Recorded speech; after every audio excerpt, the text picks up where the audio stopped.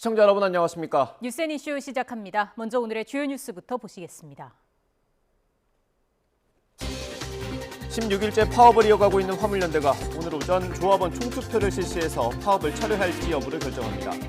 파업 철회에 대한 총투표 결과는 잠시 뒤에 공개될 것으로 보여서 이번 파업에 분수령이 될 전망입니다. 한덕수 국무총리는 화물연대 파업과 관련해 운송 거부 철회에 어떠한 전제 조건도 달아선 안 된다며 하루속히 업무에 복귀하라고 촉구했습니다. 철강과 석유화학 분야에 내린 정부의 업무 개시 명령 후속 조치도 속도를 내고 있습니다. 정기국회 마지막 날인 오늘 이상민 행정안전부 장관 해임 건의안이 민주당 단독으로 처리될지 주목됩니다. 내년 예산안 처리를 위해 조금 전부터 여야 원내대표가 국회의장 주재로 비공개 회동을 진행하고 있습니다. 윤석열 대통령이 축구대표팀 벤투홀을 청와대 만찬에 초청해 우리 국민에게는 대표팀이 우승팀이라고 격려했습니다.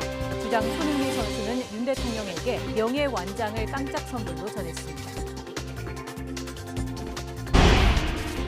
실내 마스크 착용 의무가 권고 또는 자율 착용으로 전환됩니다. 정부는 다음 주에 있을 전문가 공개 토론회와 의견 수렴을 거쳐 올해 연말까지 구체적인 일정을 확정할 예정입니다. 미국의 핵무기로 동맹을 방어하는 확장 억제력이 북한의 핵 위협으로 인해 도전받고 있다고 미국 고위 당국자가 밝혔습니다. 한국에서 핵 무장론이 나오는 것과 관련해 확장 억제 원칙을 제시해 동맹들을 안심시켜야 한다고 강조했습니다.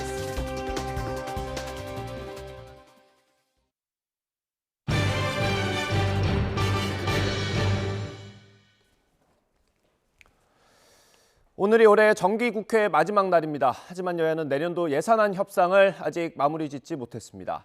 국민의힘은 민주당의 행태를 다음 선거에서 심판을 해달라고 호소했고 민주당은 여당이 윤심만 살피고 있다고 비판했습니다.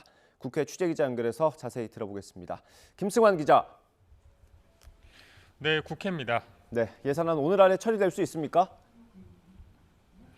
네, 일단 정오까지 협상이 타결되지 않으면 물리적으로 오늘 안에 예산안 처리는 사실상 어렵게 되는데 10시 반부터 여야 원내대표와 정책위 의장이 다시 만나 협상을 벌였고 조금 전부터 의장 주재 아래 비공개로 회동을 진행하고 있습니다. 국민의힘과 민주당 지도부는 예산안 협상이 진전되지 않는 이유를 상대의 탓으로 돌리면서 여론전을 이어갔습니다. 김진표 의장의 합당한 대안을 재벌 특혜다, 초보자 감세라고 하면서 꺾지 않고 있습니다. 국민들이 이런 민주당의 행태를 낱낱이 기억하셨다가 다음 선거에서 반드시 심판해 주시기 바랍니다. 민생 경제는 아랑곳 없이 오직 윤심만 살핍니다. 서민 민생 예산의 재원 마련을 위한 감액에는 계속 철벽을 치면서 정작 극소수 초부자, 슈퍼 부자들을 위한 감세는 칼같이 고수하고 있습니다.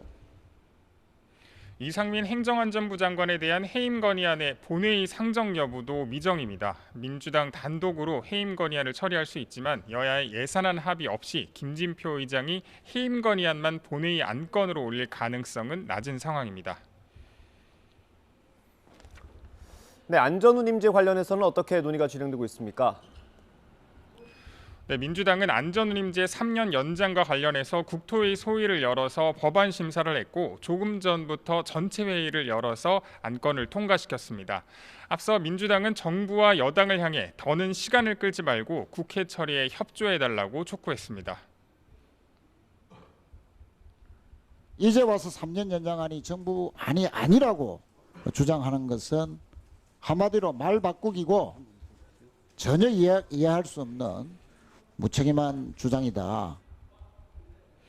국민의힘 위원들은 회의에 불참한 채 따로 기자회견을 열고 선복귀 후 논의 원칙을 재차 밝히면서 화물연대 파업의 책임론을 강조했습니다.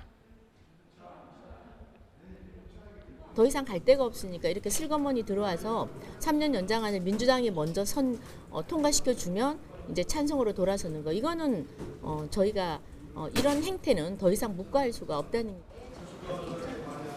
화물연대 파업 복귀 여부에 대한 투표 결과가 곧 나올 것으로 보이는 만큼 이 결과가 여야 논의의 분수령이 될 것으로 보입니다. 지금까지 국회에서 YTN 김승환입니다.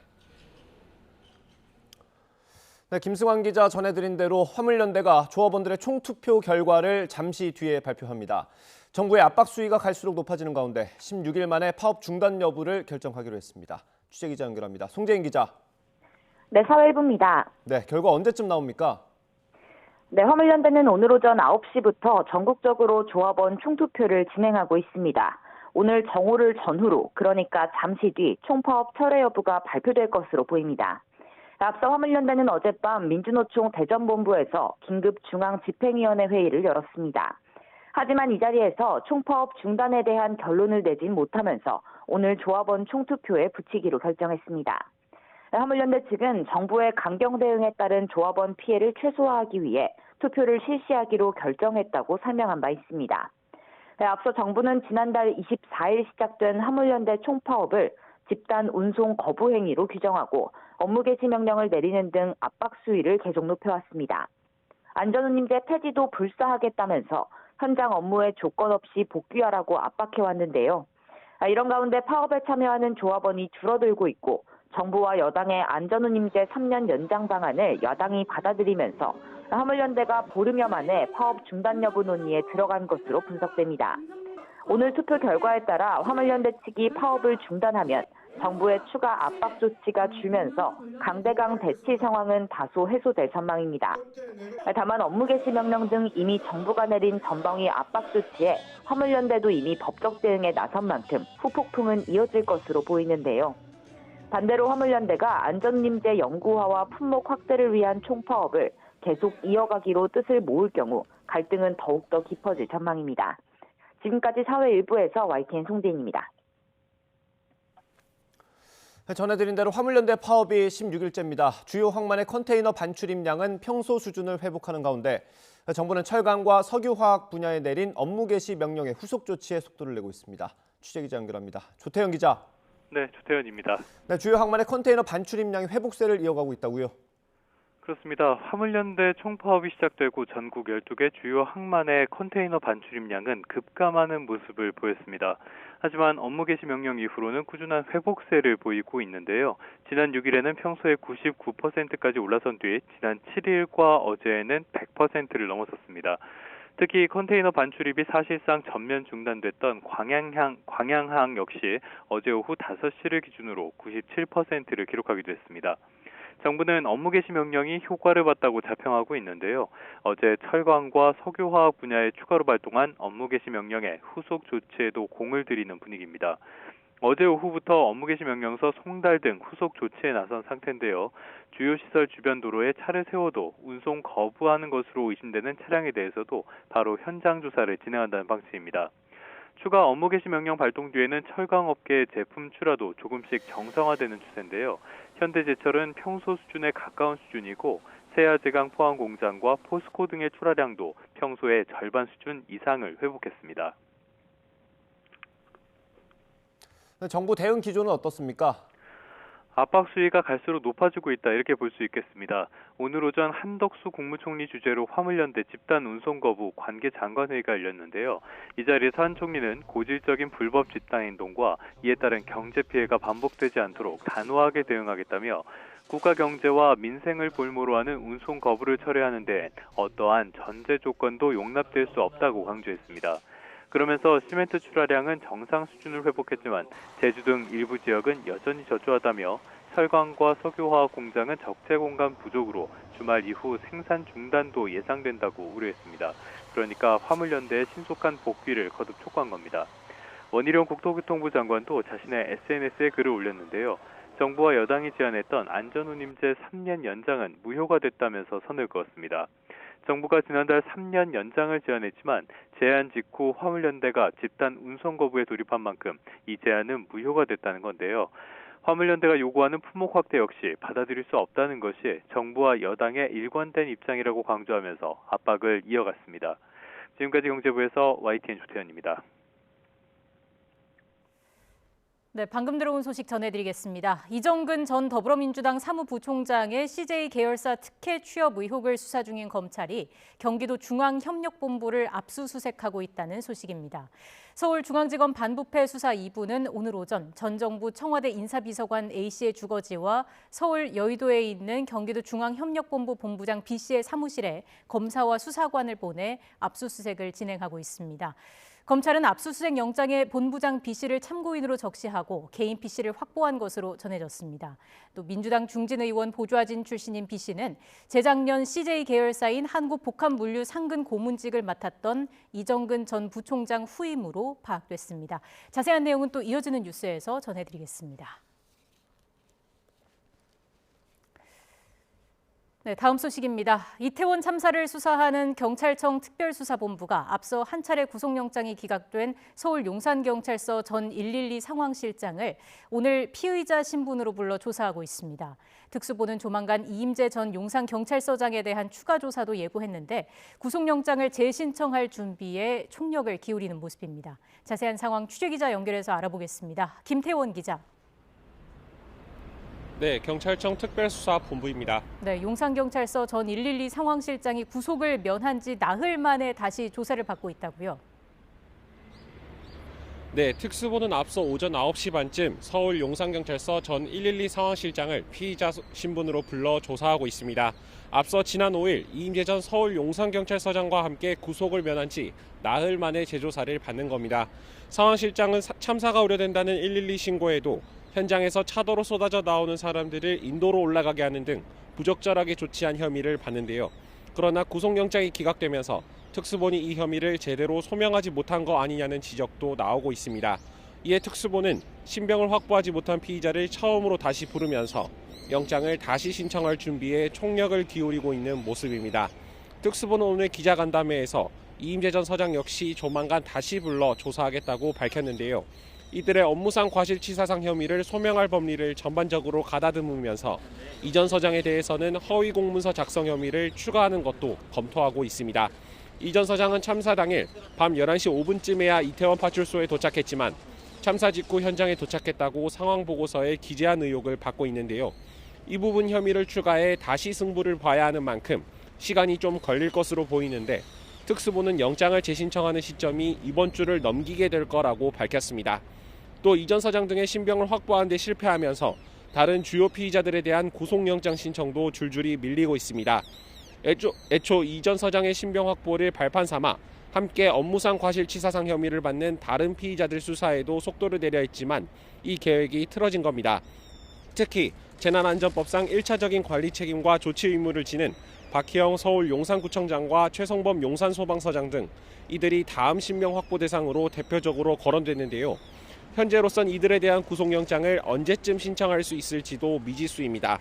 특수본이 피의자를 재조사하는 등 혐의 다지기에 본격적으로 나선 가운데 이들의 신병 확보에 성공해 수사가 탄력을 받을지 아니면 혐의 소명에 실패하면서 윗선으로 수사를 확대하는 데도 차질이 빚어질지 주목됩니다. 지금까지 경찰청 특별수사본부에서 전해드렸습니다. 이태원 참사 당시에 출동한 119 구조대원들의 바디캠 등 현장 소방 영상이 오늘 국회 국정조사 특별위원회에 제출됐습니다. 서울 용산소방서는 국정조사 특위위원 3분의 1 이상 요구에 따라 참사 당일 현장 영상 자료를 공개했습니다. 영상 자료는 지난 10월 29일 참사 당일 밤 11시 6분부터 다음 날 오전 0시 47분까지 1시간 40여 분 분량의 바디캠과 함께 구급차 이송 당시 CCTV, 이태원 119 안전센터 CCTV 등 모두 35GB 분량입니다.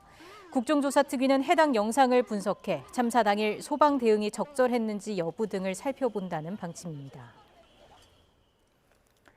서울 서부지방검찰청은 이태원 참사 희생자를 성적으로 모욕하는 글을 온라인 커뮤니티에 올린 혐의로 30대 남성 1명과 20대 남성 2명을 재판에 넘겼습니다. 이들은 이태원 참사 희생자들의 사진과 함께 성적으로 모욕하는 내용의 글을 온라인에 게시한 혐의를 받습니다. 검찰은 이들이 희생자들의 명예와 인격을 심각하게 침해한 것으로 보고 죄에 상응하는 처벌이 이루어지도록 하겠다고 밝혔습니다. 정부가 실내 마스크 해제 기준과 시점을 이달 안에 확정합니다. 코로나19 확진 증가세가 여전한 가운데 정부는 다음 주부터 청소년도 2가 접종을 할 수 있도록 확대했습니다. 취재기자 연결합니다. 장하영 기자. 네, 사회 2부입니다. 네, 정부 발표 내용 자세히 전해주시죠. 네, 정부가 실내 마스크 해제 판단 기준을 이번 달 중에 확정하겠다고 말했습니다. 한덕수 국무총리의 오늘 중앙재난안전대책본부 회의 모두 발언 먼저 들어보시죠. 정부는 방역 상황을 객관적으로 평가할 지표와 기준을 마련해 이를 충족하는 시점에서 실내 마스크 착용 의무를 권고 또는 자율 착용으로 전환하겠습니다. 권병기 방대본 방역지원단장은 11시 브리핑에서 실내 마스크 해제를 판단하는 주요 기준으로 확진자 발생 추세가 유행 정점을 지나고 위중증 환자가 감소세로 돌아서는 등의 객관적인 지표를 들었는데요. 지표별로 기준을 설정하기보다는 이를 종합해 반영할 수 있는 방안을 고민 중이라고 말했습니다. 또 대부분 마스크를 벗게 되더라도 일부 필수 시설은 계속 착용 의무를 유지할 거라고 했는데요. 외국의 경우 의료시설, 또 사회복지시설, 대중교통을 필수 시설로 분류하고 있다며 이를 유심히 살피고 있다고 설명했습니다. 네, 마스크를 언제 벗게 될지 정부의 고민도 깊을 것 같습니다. 코로나19 확진자 수가 증가 추세를 계속 보이고 있는데 청소년 독감 환자도 한 달 사이에 3배로 늘었다고요. 네, 코로나19 확진자 수 지난주에 잠시 감소했지만 이번 주 다시 증가세로 돌아섰습니다. 예상했던 것보다 겨울철 유행 규모가 작지만 정부는 수치가 오르내리며 증가세가 계속될 가능성을 염두에 두고 있습니다. 오늘 0시 기준 확진자는 6만 2천여 명으로 12주 만에 최다고 위중증 환자도 21일째 400명대입니다. 거기다 청소년 독감 환자가 1000명당 58.1명으로 최근 한 달 사이 3배 급증한 걸로 나타났습니다. 독감 유행세도 실내 마스크 해제 여부 판단에 중요한 변수가 될 걸로 보입니다. 정부는 마스크 해제 요건으로 2가 백신 접종을 강조했습니다. 현재는 18세 이상 성인만 2가 백신을 맞을 수 있는데요. 12살에서 17살 청소년도 다음 주 월요일부터 2가 백신을 맞을 수 있다고 발표했습니다. 중대부는 특히 면역 저하자와 기저질환자에 대한 접종을 권고하면서 오늘 의료진용 안내문을 작성해 각 병원에 보내겠다고 설명했습니다. 또 60세 이상은 반드시 2가 백신을 접종해달라고 말했는데요. 60세 이상의 2가 백신 접종률은 현재 24%로 목표인 50%의 절반 수준입니다. 지금까지 사회 2부에서 YTN 장하영입니다. 실내에서도 마스크를 벗게 된다면 당장 일상이 참 홀가분해지겠죠. 마스크 해제 가능성에 대체로 반기는 분위기가 많습니다. 하지만 한 번에 모든 실내에서 100% 해제하는 건 아직 이르다는 우려도 있습니다. 김군우 기자의 보도입니다. 요즘 커피숍에선 마스크를 내린 채 대화를 나누고 음료도 자유롭게 마십니다. 아직 실내 마스크 착용 의무가 유지되지만 이미 흔히 볼 수 있는 풍경입니다. 일부 지방자치단체장들의 실내 마스크 의무 해제 선언에 정부 차원에서도 긍정적인 반응이 나오자 시민들은 대체로 환영하는 분위기입니다. 실내 마스크 착용 자체가 더는 의미가 없다는 이유 때문입니다. 안에 들어갈 때만 잠깐 쓰니까 굳이 크게 의미는 없다고 생각해요. 뭐 음식점에선 벗고 영화관에서도 벗고 다 하는데 크게 달라지진 않을 것 같다고 생각이 듭니다. 다만 시기상조라는 목소리도 적지 않습니다. 감염 환자와 흔히 접촉하는 상황에서 강력한 방역 수단인 마스크를 완전히 벗는 건 이르다는 겁니다. 실내에선 사람도 많고 가까이 붙어있기 때문에 좀 더 위험하다고 생각이 듭니다. 아직까지는 실내에서는 해제하기 이르지 않나 생각합니다. 전문가들도 의견이 갈립니다.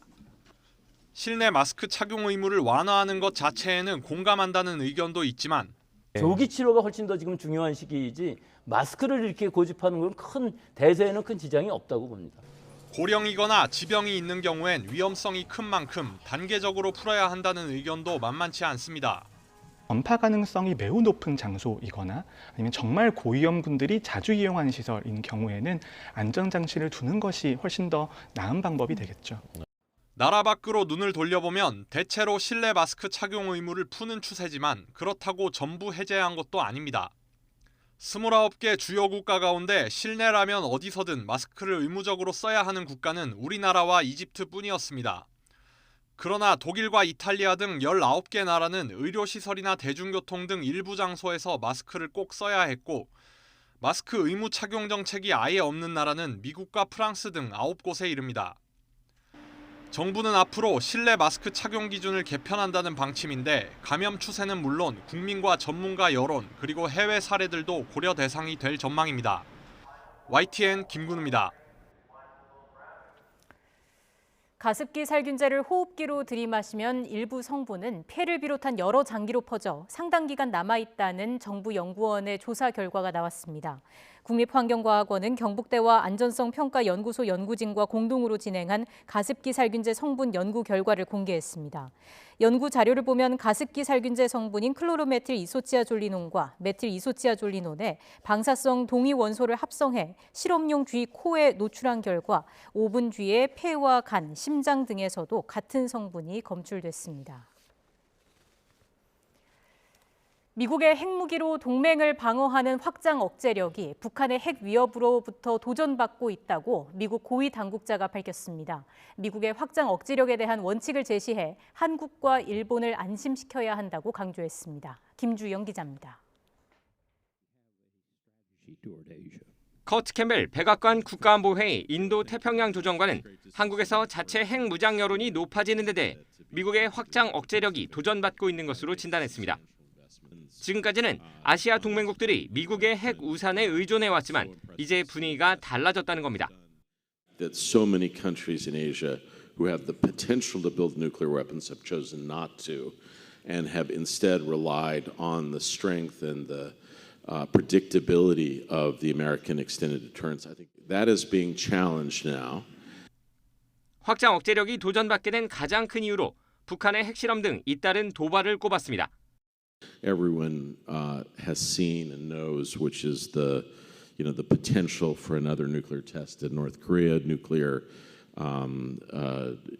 threats, potential blackmail. 따라서 중국과 북한이 도발을 감행할 경우 한미일의 공동 대응이 있을 거란 점을 분명히 하고 있다고 밝혔습니다. 더 나아가 인도태평양에서 핵무기 전략자산 전개 원칙을 제시해 한국과 일본을 안심시켜야 한다고 강조했습니다.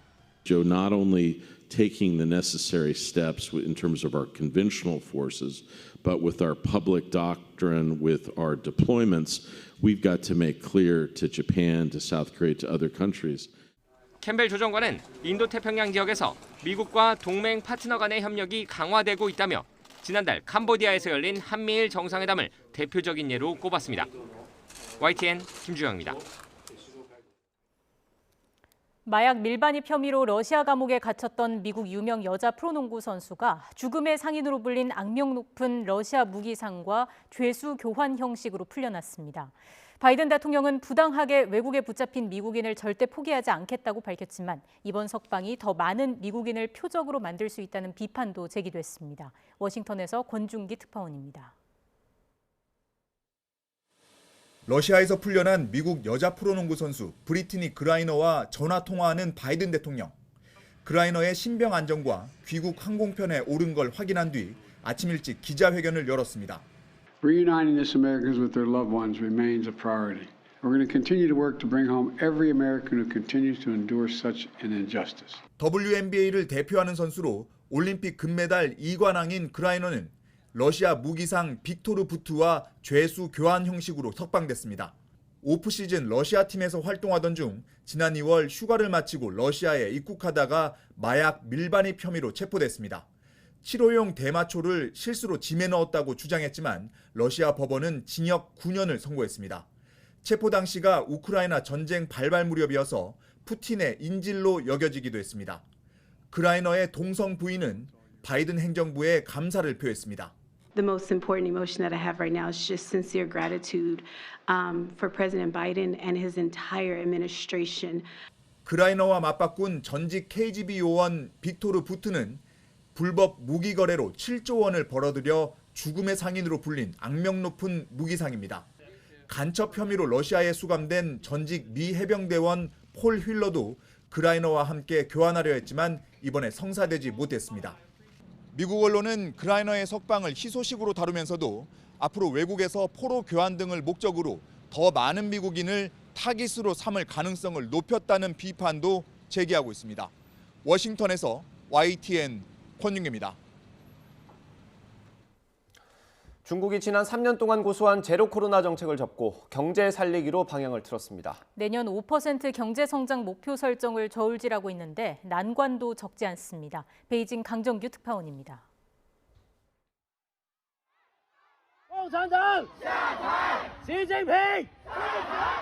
정권 퇴진까지 외친 백지 시위, 열흘 만에 나온 방역 최적화 조치 10조, 민심 폭발의 도화선이 됐던 막무가내 봉쇄와 집단 격리 수용을 강제하지 않기로 했습니다. 严禁以各种方式封堵消防通道、单位门、小区门。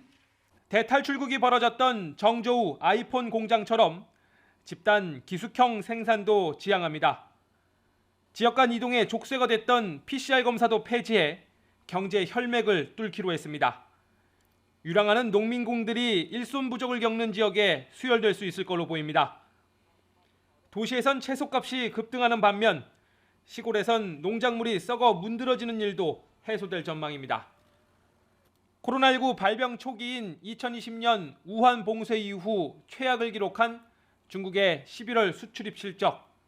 시진핑 집권 3기 지도부는 반등을 넘어 내년 5% 성장 목표 설정을 저울질하고 있습니다. 我国经济年均增长5%以上，好于全球平均水平。 본물 터진 일상 회복 움직임에 영화 관람과 남부 휴양지 예약이 3배로 뛰었습니다. 그러나 베이징 같은 일부 대도시의 식당 등에선 여전히 48시간 음성 증명을 요구해 혼선을 빚기도 합니다.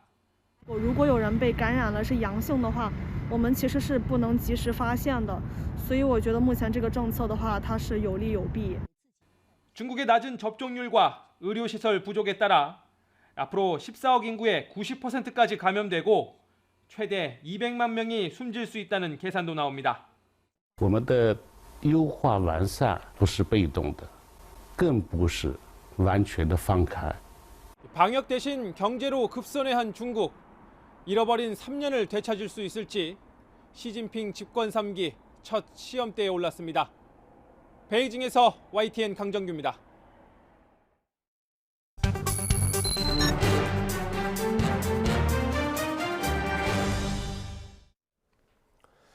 중국이 방역 대책의 노선을 바꾼 건 정책에 반발하는 시위가 잇따랐기 때문입니다. 반정부 성격으로 시위가 번졌던 만큼 중국인들의 반발이 수그러들지는 여전히 지켜볼 일입니다. 우리나라 백지 시위에 참여했던 중국인 유학생 한 명을 직접 만나서 어떤 생각인지 들어봤습니다.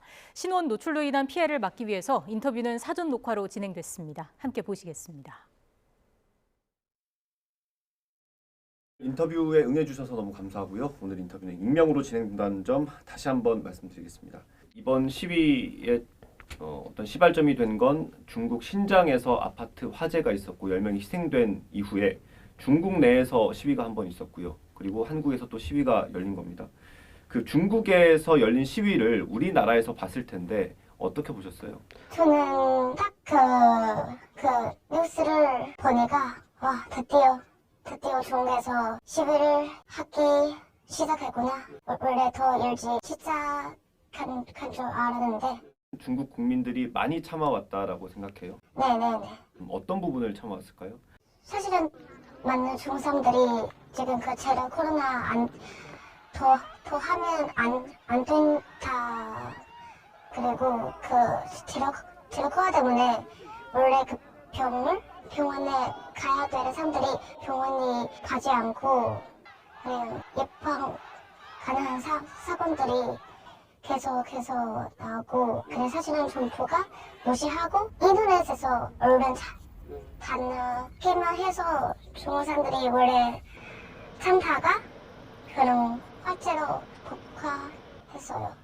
최근에 중국 정부가 코로나19 방역 정책을 조금 바꿨어요. 네. 코로나에서 조금 방역을 완화한 건데 이거에 대해서는 어떻게 생각하세요? 근데 지금 그 봉쇄를 조금 풀린 것 같지만 사실은 그 중국 어떤 지역에서 아직 봉쇄되고 있어요.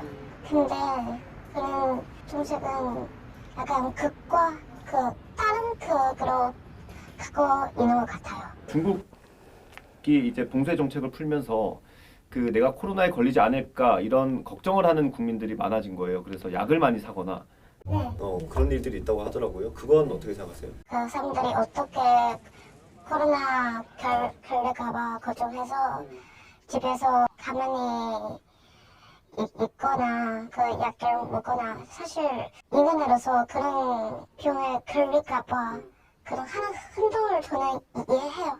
이번에 있었던 중국 시위 그리고 우리나라에서 있었던 한국에서 있었던 그 시위가 코로나19 정책 때문만은 아니었을 것 같아요. 네, 한민으로 코로나 정책 때문에 한국하고 한민으로는 그 중국 제도 독재자의 그런 불만한 목소리를 내렸어요.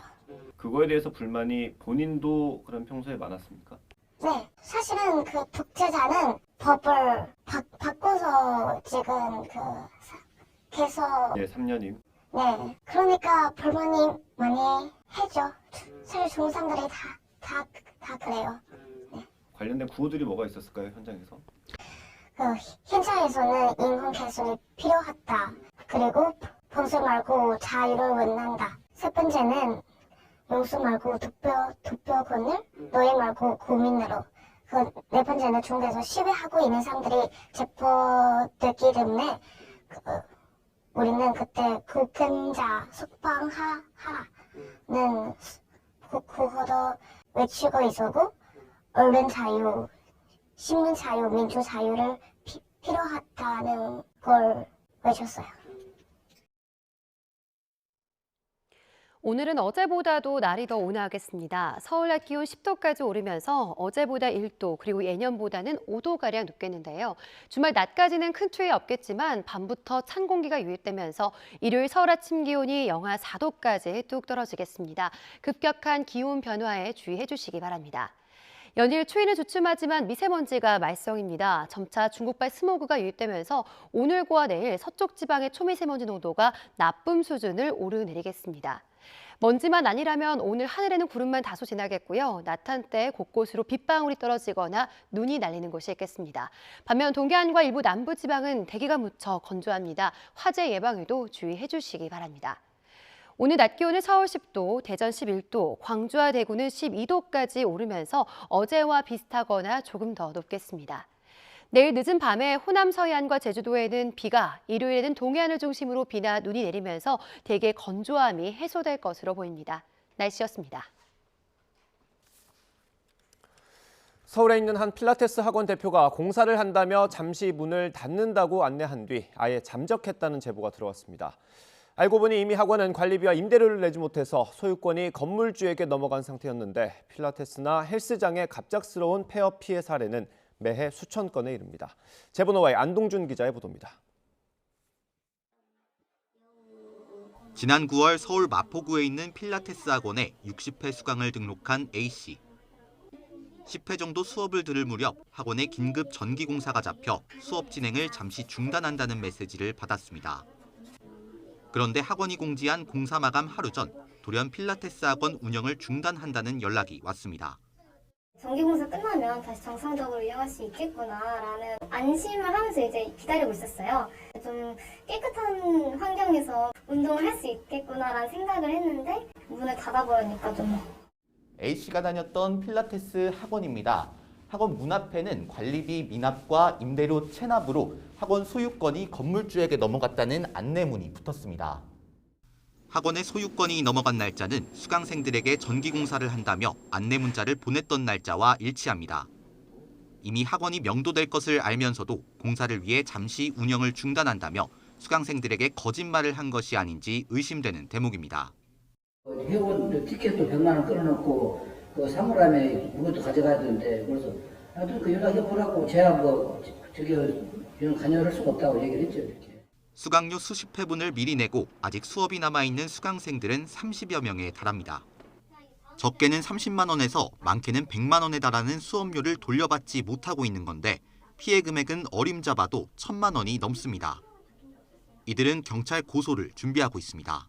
이렇게 좋은 기회가 있을 때 더 등록을 하라고. 제가 이제 망설이니까 자기가 이제 세금 낼 돈이 없다. 그러니 20배를 더 주겠다. 취재진이 학원 대표 입장을 듣기 위해 수차례 연락을 시도했지만 대표는 한 번도 전화를 받지 않았습니다. 연결이 되지 않아 삐 소리 후 소리샘으로 연결되오며 최근 5년 동안 필라테스와 헬스장 등 민간 체육시설과 관련한 피해 구제 상담 건수는 재작년 이후 매년 2,000건을 웃돌고 있습니다. 지난 6월에도 서울 강남에서 유명 헬스장 대표가 문을 닫고 잠적해 회원 수백 명이 피해를 보는 등 이른바 먹튀 사례를 심심치 않게 찾아볼 수 있습니다. 한국소비자원은 계약 체결 시 환급 조건을 꼼꼼하게 확인하고 되도록 장기 계약은 삼가라고 권고하고 있습니다. YTN 안동준입니다. 어젯밤 울산 울주군에 있는 곰 사육 농장에서 곰 3마리가 탈출했다가 사살됐습니다. 사육장 앞에서는 농장 주인 60대 부부가 숨진 채 발견됐습니다. 경찰은 곰이 습격했을 가능성을 조사하고 있습니다. 차정윤 기자입니다. 울산시 울주군의 한적한 마을. 농장 철문이 자물쇠로 굳게 잠겨 있고 경찰차가 주변을 배회합니다. 이 농장을 탈출한 곰 3마리가 발견된 건 어젯밤 9시 반쯤입니다. 곰 사육 농장을 운영하는 부모님과 연락이 닿지 않는다는 딸의 신고를 받고 출동한 경찰이 현장을 방문했다가 탈출한 곰 3마리를 목격한 겁니다. 사육장 앞에서는 농장을 경영하는 60대 부부가 외상을 입고 숨진 채 발견됐습니다. 경찰은 곰에게 습격을 받아 참변을 당했을 가능성을 조사하고 있습니다. 경찰은 민간 엽사를 동원해 우리 밖으로 나온 곰 2마리와 우리 안에 있던 1마리까지 2시간 만에 모두 사살했습니다. 해당 농장은 당국에 신고하지 않고 불법으로 곰을 기르던 것으로 확인됐습니다. 일단 사육실 등록 자체가 등록을 하지 않은 곳이어가지고 불법으로 사육을 하고 있다고 보시면 됩니다. 울주군은 어젯밤과 오늘 새벽 인근 주민에게 외출 자제를 당부하는 문자 메시지를 발송하고 탈출한 곰이 더 있는지 수색하고 있습니다. YTN 차정윤입니다.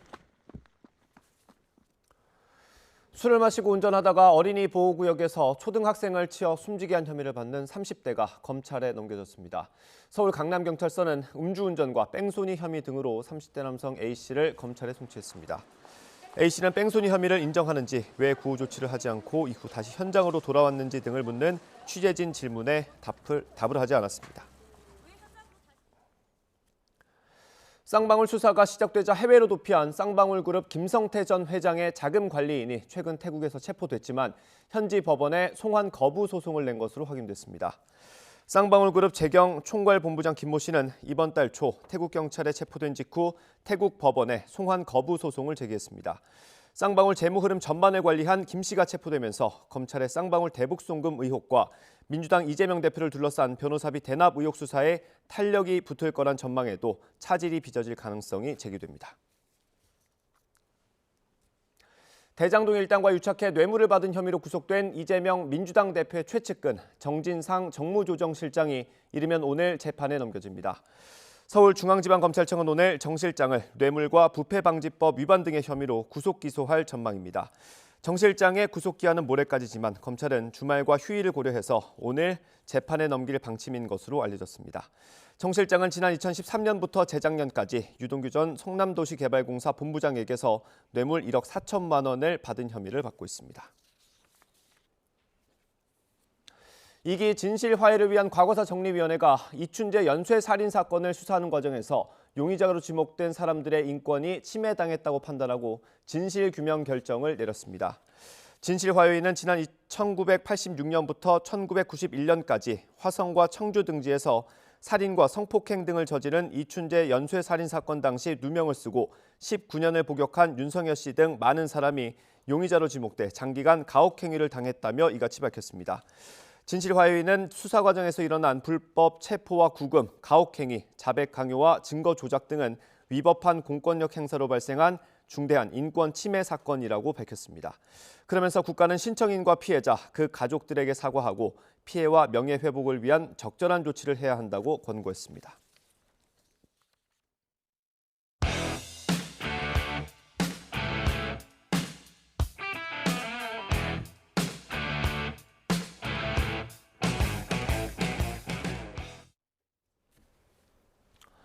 오늘의 정치권 이슈 짚어보겠습니다. 최창열 용인대 교수, 김근식 경남대 교수 두 분 나오셨습니다. 어서 오십시오. 안녕하세요. 안녕하십니까.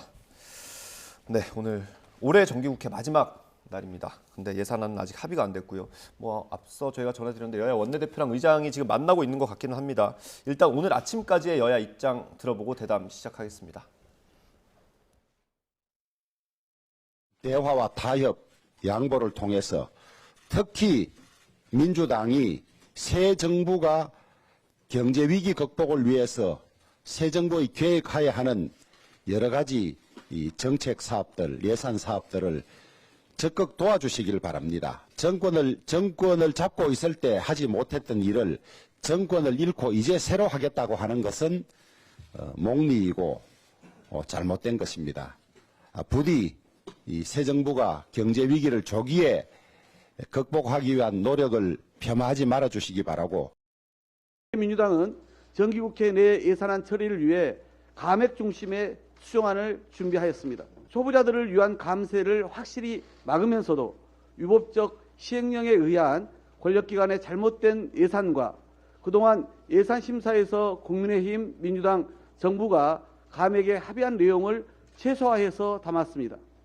민주당은 정기국회 내 예산안 합의 처리의 실질적 시한인 오늘 오후까지도 정부와 여당이 입장을 바꾸지 않는다면 국회의장께 오후에 수정안을 우선 전달해서 오늘 처리 의사를 확인하고 제출을 결정하겠습니다.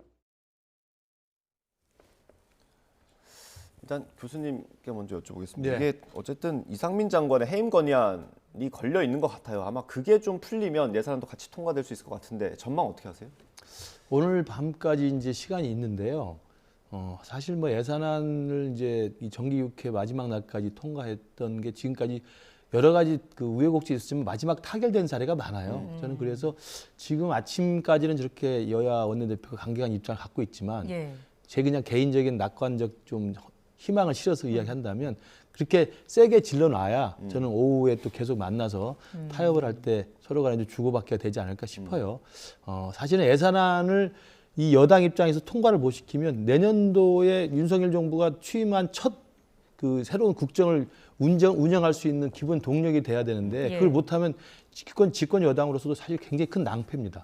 마찬가지로 야당이 새로 출범한 윤석열 정부의 첫 번째 국정 동력이 될 만한 2023년도 예산을 발목을 잡아버린다면 그것도 야당으로서 굉장히 실패스러운 거예요. 그래서 아마 그런 부담이 있기 때문에 저는 벼랑 끝에 몰려서 결국 타협할 가능성이 있다. 그리고 저는 개인적으로 주문을 좀 드리면 지금 민주당에서 이야기하는 감액하고자 하는 몇 가지가 있는데 그걸 감정적인 감액은 하지 말고 예컨대 시행령으로 만들었던 어떤 예산들을 깎겠다 이런 건 이제 한동훈 이런 사람들 깎겠다는 거거든요. 경찰국 깎겠다는 거 이런 거고 그런 거 좀 하지 마시고 야당 쪽 이야기하는 것 중에 이른바 공공주택 예산을 좀 늘리자는 같은 거 있어요. 그건 이제 민주당의 정책적인 어떤 방향이니까 그건 충분히 논의가 가능하다고 생각합니다. 그걸 이제 그러면 여당이 조금 합의해 주는 방식으로 정책의 방향과 관련해서 야당의 문제 제기를 여당이 받아들일 게 있으면 있고 좀 그걸 해주고 그다음에 법인세 인하 같은 경우는 그래도 윤석열 정부가 자유시장 경제의 가치를 가지고 새롭게 국정 운영을 하겠다고 사실 의욕적으로 내놓은 법안인데 이걸 또 부자 감세라고 발목을 잡아버리는 건 제가 볼 때 온당치 못하다. 그래서 민주당이 요구한 공공주택 예산 같은 건 좀 만약에 국민의힘이 좀 올려주고 그다음에 지금 우리 정부가 내놓은 이 법인세 인하 같은 경우는 좀 민주당이 좀 타협해주는 이런 정도의 빅딜을 통해서 서로 간에 좀 보기 좋게 막판에 극적으로 좀 타협이 되기를 진심으로 바랍니다. 저희가 속보를 기다리고 있는데 어떤 내용으로 언제쯤 전해드릴 수 있을지 모르겠습니다. 최 교수님께서는 어떻게 전망하세요? 우선 법인세 최고세율 인하를 아마 민주당이 잘 받기 어려울 거예요. 아마. 근데 이 부분하고 종합부동산세가 있잖아요. 종합부동산세하고 법인세 최고세율 인하 이 문제를 좀 딜 좀 했으면 좋겠어요. 완전 어느 한쪽 정당의 말을 듣기 좀 어려운 상황입니다. 지금. 어쨌든 윤석열 정부는 이제 법인세 최고세율을 인하하겠다라는 거고 이 법인세의 이 소득 구간도 좀 줄이겠다는 거잖아요. 근데 이거 민주당은 받기 어렵다. 이게 초부자 감세 아니다라는 거라서 그래서 어쨌든 세제안이 통과가 돼야 되는데 세제안도 통과가 아직 안 돼 있단 말이에요. 원래 세제안은 국회법에 의하면 11월 30일까지 통과되는 거였어요. 이거 다 지났죠. 그래서 어쨌든 이 세율에 관련된 거 법인세 문제하고 종합부동산세 이걸 좀 서로 타협을 좀 했으면 좋겠고 김 교수님 말씀하신 것처럼 공공주택 분양 문제하고 공공임대주택이 또 엇갈리고 있어요 지금. 여당은 공공주택 분양 예산을 얘기하고 있는데 그걸 깎겠다는 게 야당이고 네. 공공임대주택 예산은 또 여당이 깎겠다라는 예. 거예요. 이런 부분도 좀 타협이 가능하다고 봐요. 근데 12월 9일이 오늘인데 이제 오늘 네. 밤인데 12월 말에 통과된 적은 한 번도 없었거든요. 네. 12월 2일 날 통과 안 된 적은 다반사였고 네.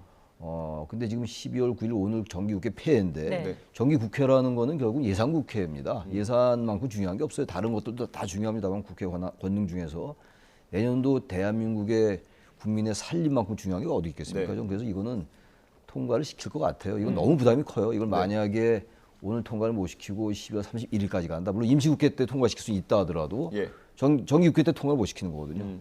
이건 뭐 상상이 어려운 일입니다. 그래서 감액안을 뭐 수정안을 이제 단독으로 처리하겠다는데 그건 있을 수 없는 일입니다. 예산안을 어떻게 단독으로 처리해요? 네. 처리할 수 있겠죠, 그거야. 예. 법률적으로 하자가 없다 하더라도 그건 뭐 상상이 어려운 일이고 여야가 지금 이제 최소한도의 아까 제가 말씀드린 이런 부분들하고 이제 권력기관 예산 같은 거 그것도 조금 이제 서로 양보하고 서로 조금씩 교환하면 될 것 같거든요. 저는 예. 그래서 오늘 자정까지 통과되지 않겠느냐. 이 통과 안 된다는 거 여야가 너무 부담들이 커요. 예. 그럼 정치 자체가 존재할 이유가 없는 거죠. 국회 자체가 왜 존재합니까? 그럼? 예. 정기국회 때도 예산안 통과 못 시키는데. 저는 그래서 어쨌든 여야가 지금 얘기는 저렇게 하고 있는데 나름대로 극적으로 타결될 가능성이 좀 있다고 생각합니다. 그럼 해임 건의안 같은 경우는 이번에 같이 처리가 될 거라고 보세요? 아니면 해임 건의안을 만약에 지금 처리하겠다고 하면 여당이 그걸 받아들이지 않을 거예요. 근데 지금 김진표 의장이 해임 건의안을 단독으로 상정하지 않겠다는 입장이거든요. 저는 그게 맞는 입장인 것 같아요. 예산안을 처리하지 않고 해임 건의안을 처리할 수는 없는 거거든요. 만약에 그러나 이제 예산안도 통과시키고 해임 건의안도 통과시키기로 합의한다면 예산안 통과시키고 해임 건의안 전 뭐 통과될 수 있을 것 같아요. 그렇게 된다면요, 어쨌든 예산안이 통과되는 거니까 해임 건의안 통과시킬 수 있겠죠. 어쨌든 그 두 개가 같이 협상이 이럴 가능성이 있어요. 사실 그 해임 건의안 문제하고 예산안을 연계시키는 건 있을 수가 없는 일인데 지금 현실적으로 그 부분이 어느 정도 연동돼 있잖아요. 저는 그래서 이 부분도 해임 건의안 내겠다는 건 발의된 거고 네. 상정해서 통과시킬 수 있으면 통과시키고 야당이 의석이 많으니까 예산안 통과시키고 해서 나중에 대통령이 거부하는 건 대통령이 고유 권한이니까 그건 또 다른 별개의 차원입니다. 그렇게 갈 것 같아요, 제가 보기엔. 해임 건의안 통과가 된다면 또 그 이후가 궁금한데 국민의힘의 대응은 어떻게 될까요? 저도 해임 건의안은 뭐 민주당이 일단 보고를 해버렸기 때문에 통과를 무조건 시킬 수밖에 없을 겁니다. 그래서 해임 건의안 통과를 민주당이 요구하고 있기 때문에 아마 김진표 의장이 오늘 밤까지 아마 막판 중재를 한다면 그럼 해임 건의안 통과도 일단 표결에 붙이고 네. 그 전에 예산안 통과를 먼저 예. 하자라는 정도의 그것도 빅딜이 가능한 거예요. 그러니까 예산안 안을 놓고 아까 제가 말씀드린 야당의 일정 정도 정책 방향에 대한 제시 그리고 여당의 어떤 내년도 국정 운영을 위한 야당의 협조 이런 것들 서로 교환해서 빅딜이 가능하듯이 예산안과 해임 건의안도 저는 빅딜이 가능하다고 생각합니다. 예. 어차피 해임 건의안은 민주당이 밀어붙이면 통과시킬 수밖에 없는 것이기 언제든 때문에 다시 낼 수 있겠죠. 그럼요. 그렇기 때문에 국민의힘에서도 예산안 통과를 먼저 협상을 해서 예산안 통과에 민주당이 협조해서 오늘까지 정리를 해준다고 한다면 해임 건의안은 민주당이 들어가서 마음대로 하셔라. 그걸 뭐 반대하지는 않겠다. 그러니까 그 이야기는 해임 건의안을 당신들이 상정했기 때문에 우리가 예산안 통과를 못하겠다라고 하는 것을 안 하겠다는 거거든요. 그 일종의 양보죠. 그래서 저는 해임 건의안과 예산안도 아마 여야 원내대표 그리고 김진표 의장 사이에서 일정 정도의 빅딜이 좀 가능하지 않을까 해서 최 교수님도 그렇게 전망하셨습니다만 저도 오늘 밤 자정까지는 아마 속보로 아마 극적인 타협이 될 거라고 생각합니다. 그럼 우리 취재 기자들은 자정까지 있어야 되는 겁니까? 본래 그래야 됩니다. 그렇습니까? 안 그런 적이 없었던 것 같은데. 이게 저희가 지금 며칠 된 것 같아요. 예산안을 주요 뉴스로 다루는 게. 네. 근데 이제 어쨌든 예산안 협상이 예결이라는 어떤 그 회의체에서 원내대표단의 협상으로 넘어온 상황이잖아요. 그러면 이 넣고 빼는 게 사실 회의록 없는 공간에서 다 이루어지는 거잖아요. 이런 그렇죠. 거 좀 관행을 없애는 항상 이제 그 부분에 대한 지적이 있어 네. 왔어요. 그리고 특히 예산결산 소위 말고 소소위가 있단 말이에요. 거기서 이제 증액 감액이 이루어지는데 쪽지 예산이라는 거 아니겠어요? 근데 올해는 예산안 자체가 타결이 안 되니까 쪽지 예산에 대한 비판이 의외로 없어요. 쪽지 예산 관련 보도가 별로 없더라고요. 예. 제가 찾아보니까. 근데 매년 나온 얘기가 이제 특히 예결위 위원들이 자신의 지역구 관련 예산들 이건 여야의 문제가 아니거든요. 그래야 다음 총선 때 이제 유권자들에게 지역 국민들에게 얘기할 수가 있는 거라서 하는데 이 부분도 항상 나오는 얘기긴 합니다만 이 관행을 좀 개선할 필요가 있어요. 예산결산위원회라는 게 특별위원회인데 그중 나오는 얘기가 또 하나가 예산결산위원회를 특위로 하지 말고 상시적으로 하자 이런 얘기도 나오는데 여전히 바뀌지 않고 있고 그리고 예결이 열리고 난 다음에 항상 정치적인 쟁점이 오가다가 마지막 날 이렇게 통과되고 그것도 이제 12월 2일도 아닌 정기국회 폐 날 뭐 통과될지 안 될지 모르지만 그렇게 전망을 하는 거니까 낙관적으로 아무튼 그래서 이 쪽지 예산이 왔다 갔다 하고 장관과 국회의원 사이에 지역구 이제 사업 가지고 하는 거 일정 부분 불가피한 부분이 있다 하더라도요. 이건 좀 관행을 개선해서 좀 제도할 필요가 좀 있을 것 같아요. 그 국민들 모르는 사이에 왔다 갔다 하는 건 말이 안 되는 거 아니겠어요? 기자들이 모르는 거니까 언론이. 좀 그 관행은 반드시 개선될 필요가 있다고 생각합니다. 네. 논의가 지금 어떻게 진행되고 있을지도 궁금한데 오늘이 정기국회 회기 마지막 이제 그 날인 만큼 많은 이목이 쏠려 있는데요. 많은 뉴스가 아마 쏟아지지 않을까 싶습니다. 이 이야기도 좀 해보겠습니다. 국민의힘이 21대 국회 하반기 상임위원장 후보자를 선출했는데 장제원 의원이 이제 행안위원장으로 내정이 됐어요. 내년 5월까지 한다고 하는데 이게 지금 이상민 장관의 거취 문제가 불거진 상황이라서 더 주목을 받는 것 같거든요. 뭐 공교롭게 뭐 그렇게 해석이 되긴 하는데요. 이건 그냥 국회 관례에 따라서 이루어진 의결 절차입니다. 그러니까 원 구성을 하고 그다음에 여야가 상임위원장 의석을 분배를 하고 그러면 분배된 상임위원장 의석에 따라서 각 당이 자기들 나름대로의 그 의사결정 과정을 거쳐서 선임을 하게 돼 있습니다. 그래서 각 당에서 선임을 하면 본회의에서 표결을 통해서 그 선출해 주는 거거든요. 뭐 그렇기 때문에 지금 장제원 의원 같은 3선이니까 당연히 상임위원장을 해야 될 사람입니다. 그래서 전반기 하반기로 나눠져 있었고 보통은 통상적으로 2년씩 해서 상임위원장 했었는데 이게 어느 순간부터 이제 상임위원장 할 사람들이 많아지기 때문에 이걸 1년씩 쪼개서 다시 또 자기 그 당 안에서 서로 의사 결정을 이렇게 1년씩으로 나눠서 하는 경우가 지금 또 관례가 생기고 있어요. 그래서 아마 내년 5월까지가 이제 1년 남은 임기를 채우는 게 있고 그리고 또 내년 5월부터 그 다음 이제 새로운 국회가 구성될 때까지가 1년이 남아있기 때문에 가방위원장 또 간다는 건데 뭐 그게 이상민 행안부 장관의 해임 거지와 관련해서 장제원 의원을 꼭 행안위원장으로 보냈다고 해석하는 건 과도한 저는 호사가들의 해석이라고 생각하고요. 별로 그렇게 주목할 필요 없는 평상시에 그냥 있는 겁니다. 꼭 장제원 의원이라고 해서 우리가 주목해서 볼 필요 없다고 생각합니다. 제가 주목했던 이유는 장제원 의원이 어쨌든 이게 상임위원장이 어떤 원내에서 당신 해주십시오 이게 아니라 손을 들고 나가야 되는 거 아니겠습니까? 어쨌든 출마를 해야 되는 거고 그러면 활동을 좀 활발하게 하겠다라는 의지로 볼 수도 있고 그 행안위와 가방위가 좀 굉장히 많은 상임이기도 하고요. 과방위는 또 방송법 개정이나 뭐 MBC와 관련된 갈등 이런 것도 있지 않습니까? 과방위가 아주 굉장히 핫 이슈가 많죠. 과방위 이제 방송법과 관련된 것도 그렇고 공영방송의 지배구조 문제도 그렇고 아무래도 행안위 문제는 지금 이상민 장관의 해임 건의안 관련해 가지고 상당히 주목을 받은 지금 상임위원회거든요. 그래서 장제원 의원 하면은 뭐 다 인정하는 이른바 윤핵관 중에 뭐 핵심 의원이고 말이죠. 그러다 보니까 이제 이 두 개가 맞물리면서 행안위원장, 과방위원장이 같이 나오는 것 같긴 해요. 그래서 이제 장제원 의원이 3선이니까 당연히 할 수 있는 건데 지금 계속 보도 나오는 게 뭐 권성동 의원, 장제원 의원의 뭐 불화설 뭐 그런데 또 대통령이 뭐 나선다 안 나선다 이런 얘기가 많은데 이런 부분도 좀 다른 얘기긴 합니다만 왜냐하면 제가 이 말씀 드린 이유가 행안위원장, 과방위원장 자체가 장제원 의원이기 때문에 지금 주목받는 거거든요. 그렇다면 이제 이런 부분들도 여권 내에서 자꾸만 그 윤핵관 내부의 갈등이 불거지는 것 같이 보이고 윤핵관이 너무 전면에 자꾸 보도되고 이런 것들이 별로 좋지 않은 것 같아요. 제가 그래서 이 부분은 이 지금 이른바 윤핵관이라는 분들이 대통령에게 부담을 주지 않는 범위 내에서 해야지 너무 자신의 어떤 그 이른바 그 여권 내에서 핵심 자리를 다투는 걸로 비치는 건 좀 바람직하지 않다. 그런 말씀을 드리고 싶습니다. 그리고 비슷한 맥락인데 장제원 의원이 최근 좀 전면에 좀 많이 나서는 모습을 보였거든요. 목소리도 많이 내고 있는 것 같고. 글쎄요. 그러니까 전 대통령과 직접 소통을 하면서 대통령의 뜻을 전달하는 역할을 하는 것인지 아니면 대통령의 뜻을 지레 짐작해서 대신 그 목소리를 내주는 것인지 이건 확실치 않습니다. 물론 이제 그 당 지도부와의 만찬 전에 이른바 윤핵관 4인방의 부부 동반 만찬이 있었다고 전해졌기 때문에 그 만찬의 성격이 어떤 건지는 모르겠습니다만은 어쨌든 각별히 대통령이 챙긴다는 생각은 할 수 있습니다만 장제원 의원이 전면에 나서서 당내 여러 가지 현안에 대해서 특히 내년에 전당대회와 관련해서 이러저러한 목소리를 내는 것은 저는 바람직하지 않다고 생각을 합니다.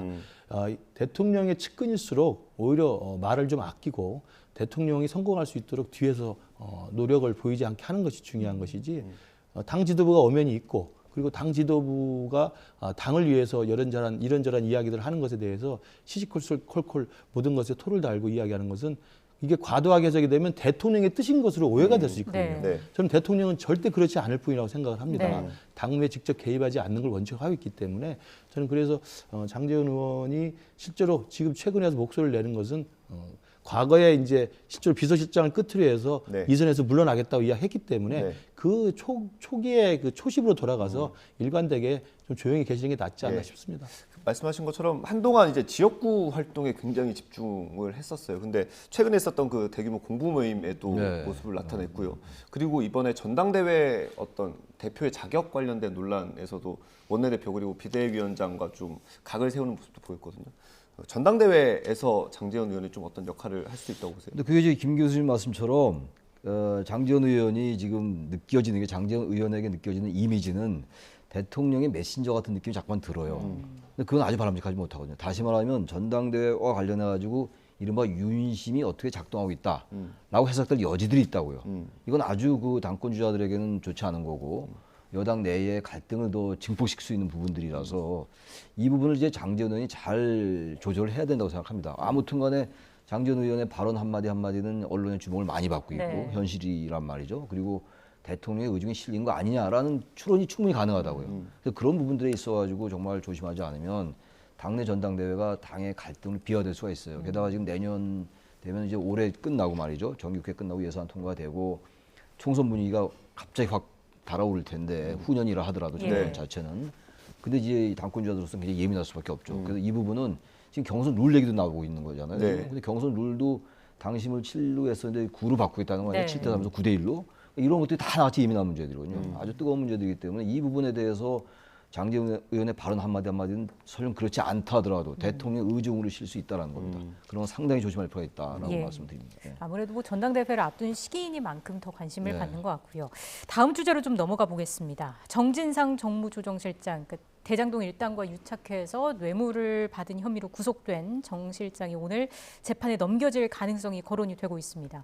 일단 구속기한 만료는 내일 모레예요. 근데 이제 그때 주말이니까 네. 오늘 중으로 이제 사건 처분하지 않겠느냐 이런 관측이 나오고 있는 것 같거든요. 그렇죠. 일단 구속영장이 발부가 됐고 구속이 된 상태에서 지금 계속 조사를 받았기 때문에 그래서 구속기한이 만료되기 전에 기소를 하는 것이 이제 수사의 기본입니다.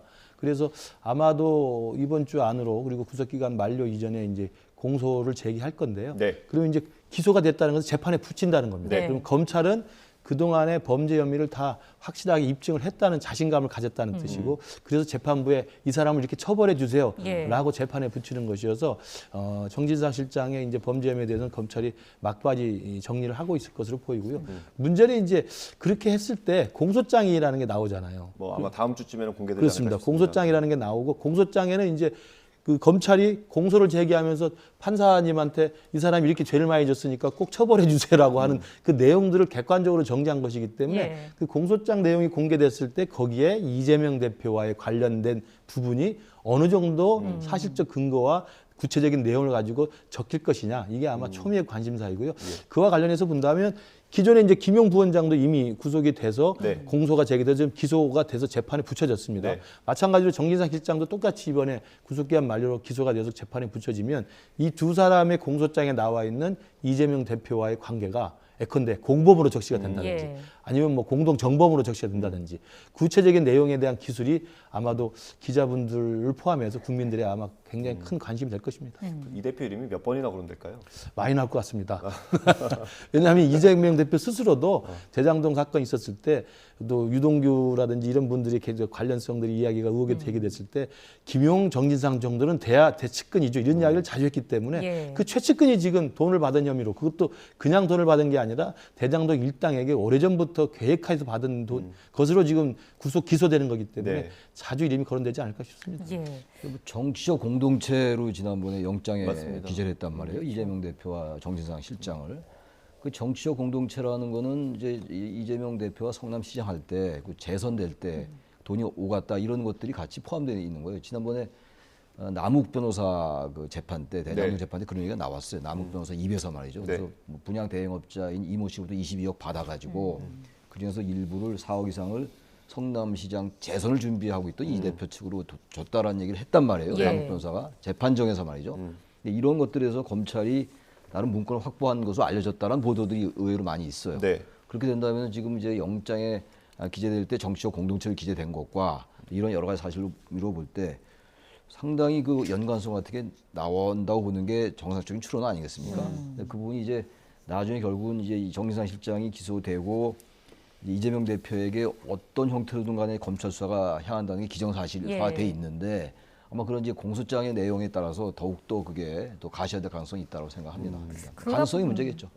그러다 보니까 이제 이재명 대표에 대한 어떤 성토의 목소리 당 내에서도 점점 좀 커지고 있는 모습이거든요. 그 피해갈 수 없죠. 그러니까 당대표 선거에 출마했을 때부터 사법 리스크라는 이야기를 계속 우려를 제기했었고 그 사법 리스크가 이제 당대표 이후에 지금 현실화되고 있고 그래서 두 최측근이 지금 구속이 돼서 기소가 되는 상황이고 거기에 이재명 대표를 향한 수사를 제외할 수가 없는 거거든요.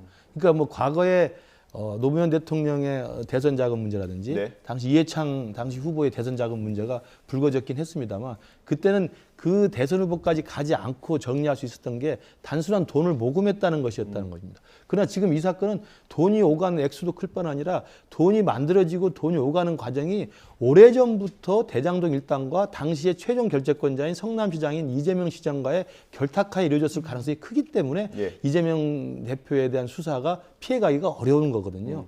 그래서 과거에 노무현 대통령을 피해가면서 안희정 실장으로 끝냈던 거, 그다음에 당시 이해창 대표로 차떼기 논란이 있었습니다만 그 차떼기 불법 자금 수수도 당시에 이회성 당시 동생 선에서 끝났던 걸로 정리가 됐다고 한다면 이건 상황이 전혀 다른 거죠.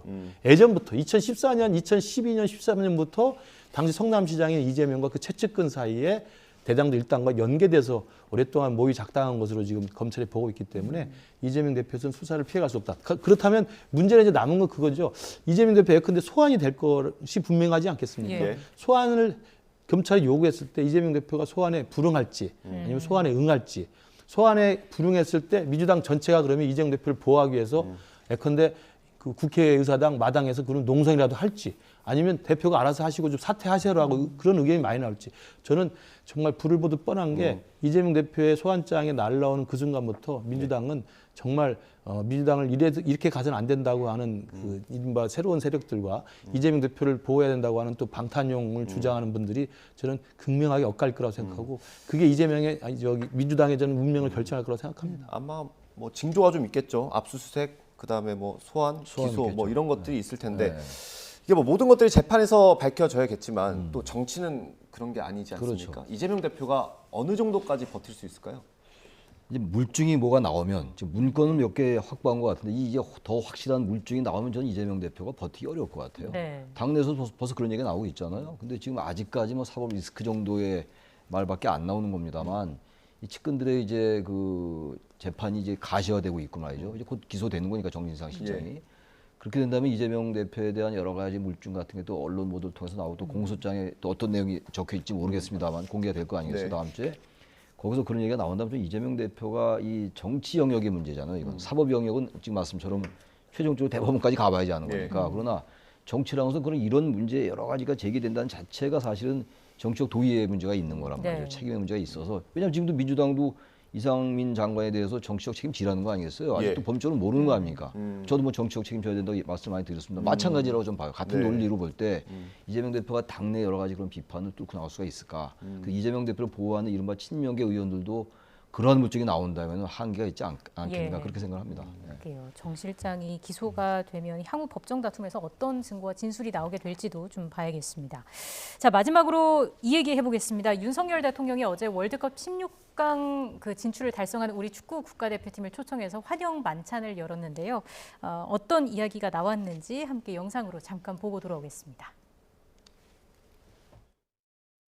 여러분의 이 투혼이 우리가 어떠한 어려움도 우리 국민들이 이겨나갈 수 있다라고 하는 그런 의지를 여러분들이 주셨습니다. 월드컵의 성과도 대단했지만 그 결과가 어떤 것과 관계없이 저와 우리 국민에게 여러분들은 월드컵 우승팀입니다. 축하드립니다. 네, 있었는데 중간에 약간 목이 메인 모습도 보였고요. 장소가 영빈관이었어요. 네. 이 점이 또 눈길을 많이 끌더라고요. 지금 대통령실을 용산으로 옮긴 다음에 그러니까 국빈을 이렇게 뭐 맞이하는 그런 그 환영의 연회를 여는 데 있어서 그 용산 대통령실이 있는 그 장소를 사용해 봤습니다만 몇 가지 불편한 점이 있었다는 게 지금 일반적인 이야기입니다. 예. 그래서 최근에 와서는 이제 그 국빈 만찬도 영빈관을 지금 다시 재사용하고 있고 그래서 어제 우리 월드컵 16강 신화를 이룬 우리 축구 선수들도 만찬을 거기서 했습니다. 저는 네. 아주 괜찮은 실용적인 방식이라고 생각합니다. 청와대를 우리가 국민께 돌려주고 나온 것은 청와대라는 구중궁궐에서 나와서 국민 속에서 국민과 소통하겠다는 새로운 의지로 용산으로 왔기 때문에 예. 그 부분에 대한 그 일관된 의지를 그대로 가져가되 거기 청와대에 있는 건물 중에서 재활용이 가능한 건물도 쓸 수가 있는 것이죠. 저는 그런 면에서 영빈관 사용은 뭐 충분히 활용 가능하다고 생각이 들고요. 저 화면에서 제가 보면서 이제 울컥하는 이 대통령의 모습을 보면서 저 개인적인 느낌은 아마도 이제 16강이라는 정말 아무도 쉽지 않을 것이고 가능성이 높지 않다고 생각했던 그 쾌거를 이룬 그리고 그 성공을 이룬 16강의 어떤 우리 태극전사들을 보면서 저는 윤석열 대통령이 스스로를 좀 일체화시켰다고 생각이 들어요. 왜냐하면 시점도 최근 금년 이번 주 들어와가지고 지지율이 좀 상승 추이를 좀 보이고 있는 상황 아닙니까? 네. 그렇기 때문에 취임은 했습니다만 취임 후에 그 가졌던 허니문 기간도 없이 그리고 취임 초에 누렸던 높은 지지율이 아니라 지금 지지율이 굉장히 바닥에서부터 지금 치고 올라오는 상황이어서 그 어려운 지지율의 하락세에서 지금 최근에 상승세를 보이고 있다는 면에서 정말 내가 열심히 투혼을 발휘해서 불가능하지만 열심히 해보겠다는 아마 그런 의지가 하나 있었을 것 같고요. 두 번째로는 국정의 최고 책임자라는 게 그 국정을 오롯이 자기가 다 책임져야 한다는 그 무거운 막중한 책임감이 대단한 겁니다. 네. 지금의 경제 위기, 또 안보 위기, 그다음에 여야 관계, 그다음에 내부 문제 이런 것들을 다 책임져 자기가 다 결정하고 책임져야 한다는 그 무거운 책임감 속에서 아 내가 투혼이라도 발휘해서 지금은 낮은 지지율이지만 끝까지 제가 최선을 다해서 국민들로부터 사랑을 받아서 정말 어렵다는 16강 이루듯이 어렵다는 높은 지지율을 한번 받아볼 수 있겠다. 이런 좀 일체화된 그 심경 속에서 울컥하지 않았나 저는 그렇게 해석을 해봅니다. 대통령께서 갑자기 축구를 보셨을까라는 생각이 드는데 어땠을까요? 축구를 굉장히 열심히 봤다는 거 아니겠습니까? 아, 그리고 특히 포르투갈전에서 했을 때는 그 장면을 계속해서 봤다는 것이기 때문에 네. 스포츠에서 보여지는 극적인 어떤 이 반전 이런 것들을 아마 정치인 윤석열, 대통령 윤석열도 굉장히 기대하고 그런 마음의 각오로 하루하루를 버티지 않았을까 생각합니다. 네, 뭐 말씀하신 대로 지지율의 반전이 조금 있는 것 같긴 합니다. 네네. 오늘 나온 지지율 저희가 그래픽으로 준비했는데 같이 좀 보겠습니다. 네, 갤럽이 조사해서 발표한 여론조사 결과입니다. 긍정평가, 윤석열 대통령에 대한 직무수행 평가, 긍정평가가 33%로 2%포인트가 올랐고요. 부정평가는 59%로 조금 낮아졌습니다. 긍정평가 이유도 한번 볼까요? 네, 노조 대응이라는 응답이 16%포인트가 올랐습니다. 교수님, 뭐 좀 예상됐던 결과긴 합니다만 어떻게 보세요? 요즘 이제 윤 대통령 지지율이 좀 상승 추세이면 틀림없습니다. 저거 말고도 좀 상승 추세가 더 많이 나온 게 있단 말이죠. 여론조사가. 화물연대 파업에 대해서 원칙적으로 대응한 게 지금 뭐 이유에 나와 있듯이 말이죠. 네. 그게 굉장히 주요했던 것 같아요. 네. 지금 이 파업에 대해서 국민들의 여론이 별로 안 좋거든요. 워낙 경제도 어려운데다가 겨울인데다가 말이죠.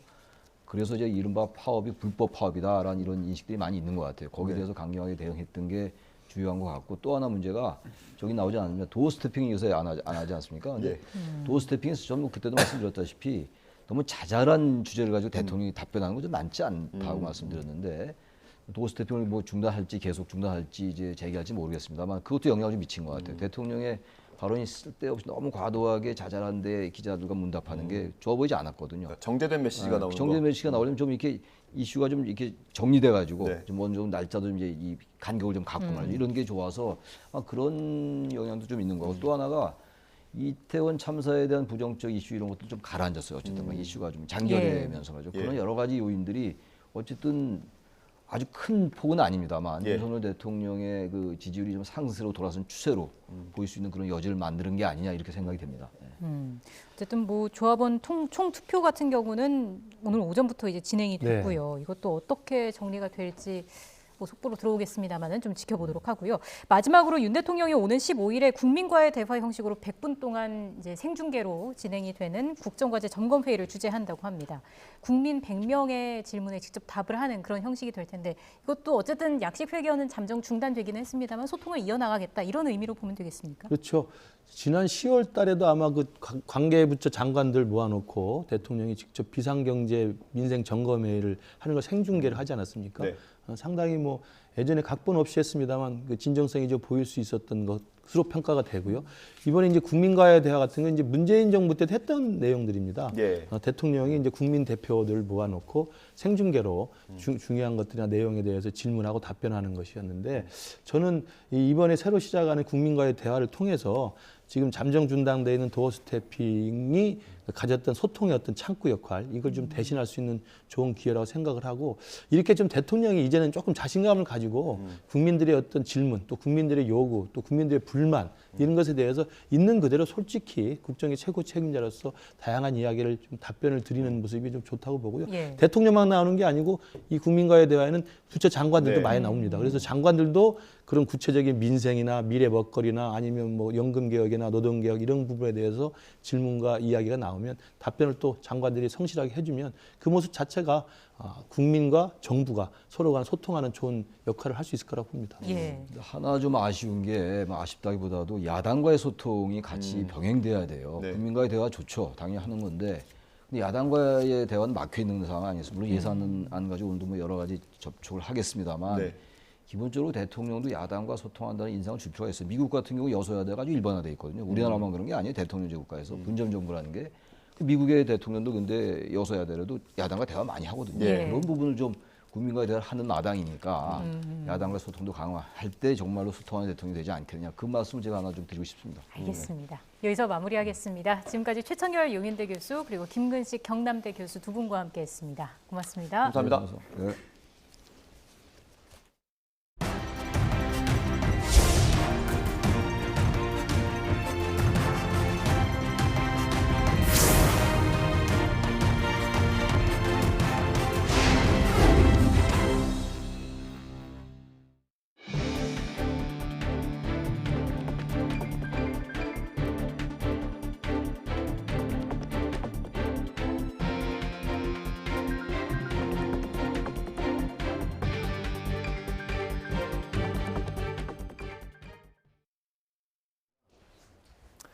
우크라이나 기반 시설에 대한 러시아의 공격이 국제적인 비판을 받고 있지만 푸틴 대통령은 이를 계속하겠다며 확전 의지를 밝혔습니다. 우크라이나가 먼저 공격했기 때문에 보복은 당연하다는 것입니다. 김진호 기자의 보도입니다.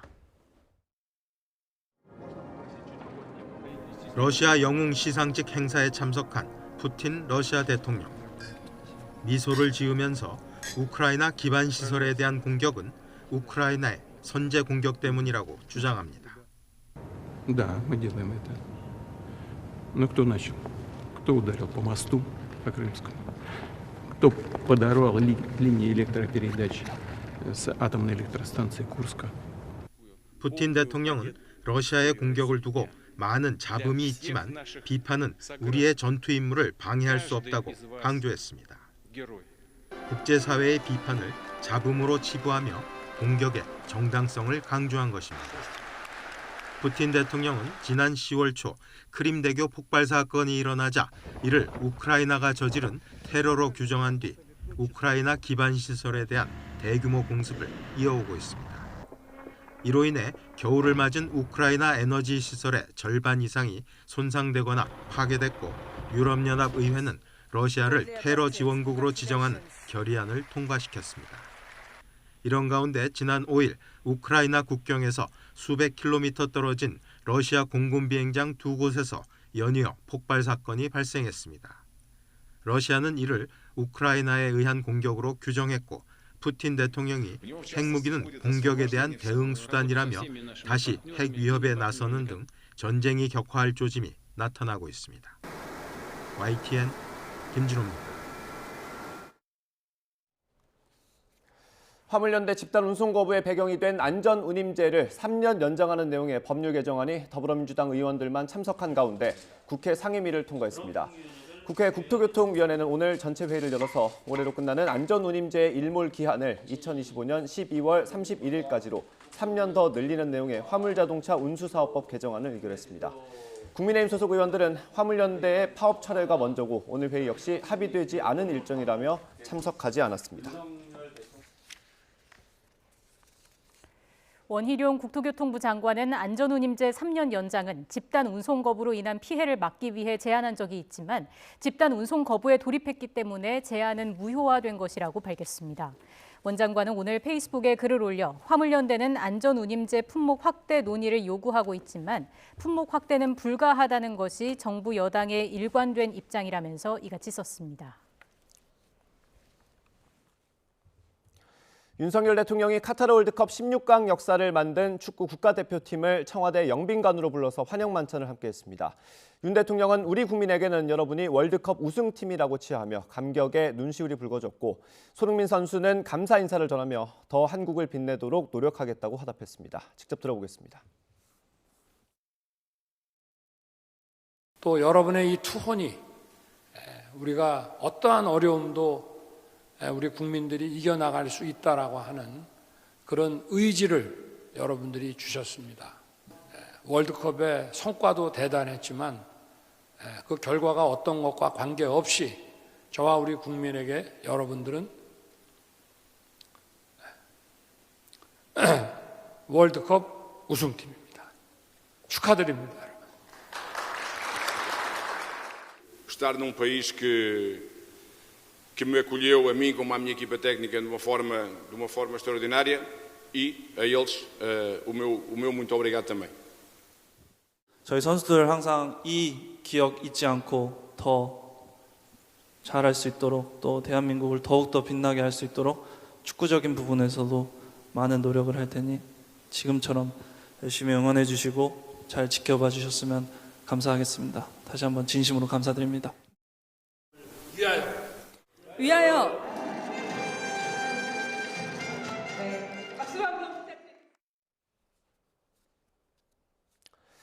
카타르 월드컵에서 포르투갈전 역전승의 발판을 놓은 기적의 사나이 김영권이 월드컵을 마친 소감을 밝혔습니다. 공항에서 환영 인파의 모습을 찍어서 눈길을 끌었는데 환대해주는 모습을 담고 싶었다고 말했습니다. 이지은 기자입니다. 인터뷰를 위해 YTN을 찾은 베테랑 수비수 김영권. 뜨거운 인기를 보여주듯 사인 요청에 쉴 틈이 없습니다. 러시아 월드컵 독일전에 이어 기적을 쓴 사나이. 포르투갈전 동점골을 넣은 순간을 이렇게 기억합니다. 이강인 선수가 코너킥을 올렸을 때 공이 잘 보이지 않았어요, 사실. 이제 호날두 선수의 등을 맞고 왜 안 보이지 이렇게 보고 있는데 제 앞에 탁 떨어지는 거예요, 공이. 그래서 되게 정말 운이 좋았던 골이었다고 생각이 들어요. 네. 팔뚝에 키스하는 세리머니에는 다둥이 아빠의 가족 사랑이 담겨 있습니다. 네, 와이프랑 아이 이름이 새겨져 있고 항상 제 마음속에 담아두겠다라는 타투의 레터링이 들어가 있거든요. 태극마크를 달고 뛴 100번째 경기였던 브라질전을 마치고 국내에서 15번째로 센츄리 클럽에 이름을 올렸습니다. 좀 만감이 교차했던 것 같아요. 100경기라는 경기를 이제까지 쭉 돌아봤을 때 정말 힘든 적도 많았고 정말 스스로에게 좀 자책도 많이 했었고 그런 생각이 쭉 스쳐 지나들면서 입국장에서 팬들이 환호하는 모습을 찍은 배경에는 예전 월드컵 때의 아픔이 담겨 있습니다. 지난 두 번의 월드컵은 환대라기보다는 좀 많은 꾸중을 들으면서 입국을 해서 정말 이번에는 이 환대받는 모습을 찍고 싶었어요, 사실. 네, 정말 남기고 싶었고. 행복한 월드컵을 마친 베테랑 수비수는 또 다른 시작을 준비하고 있습니다. 추운 겨울이었지만 저희 카타르 월드컵을 치르는 동안만큼은 정말 따뜻한 겨울이었던 것 같고 앞으로 한국 축구 더 많이 발전할 테니까 선수들도 한국 축구를 더 발전하기 위해서 노력할 테니까 지금처럼 많은 응원 부탁드리겠습니다. YTN 이지은입니다.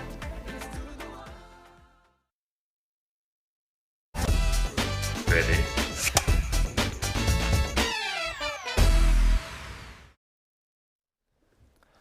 네, 영화를 통해 이슈를 살펴보는 시간입니다. 시네인 이슈. 오늘 다룰 영화는 조선의 첫 천주교 사제 김대건 신부 일생을 다룬 탄생입니다. 네, 영화를 만든 박흥식 감독 그리고 김대건 신부를 맡아 열연한 배우 윤시윤 씨와 함께하겠습니다. 어서 오십시오. 안녕하십니까? 네. 예. 안녕하세요. 워낙 방송 많이 하셨으니까 안 떨리실 것 같아요, 그죠? 떨려요. 떨려요? 네, 약간 교무실 온 것 같은 느낌이 아주 엄숙한 분위기입니다. 네. 엄숙한 코너는 아니니까요. 네, 질문을 해주시면 될 것 같고요. 감독님도 혹시 떨리십니까? 예, 좀 많이 떨리네요. 얼마 전에 인터뷰를 한번 하셨다고 들었습니다. 예, KBS에서 한번 했는데 그게 많이 도움이 된 것 같습니다. 아, 그렇습니까? 그날보다는 오늘이 더 편했으면 좋겠습니다. 예. 일단 감독님, 김대건 신부 일생을 다룬 영화인데 계기가 있으셨을까요? 예, 작년이 탄생 200주년이어가지고 이제 영화가 기획되긴 했는데 저는 처음에 반대를 했고요. 네. 자신도 없었고. 근데 이제 공부를 하다 보니까 종교 영화를 뛰어넘어서 지금 우리한테 이제 시사하는 바가 큰 영화를 만들 수 있겠다는 생각이 들어서 하게 되었습니다. 한 몇 년 정도 걸리셨을까요?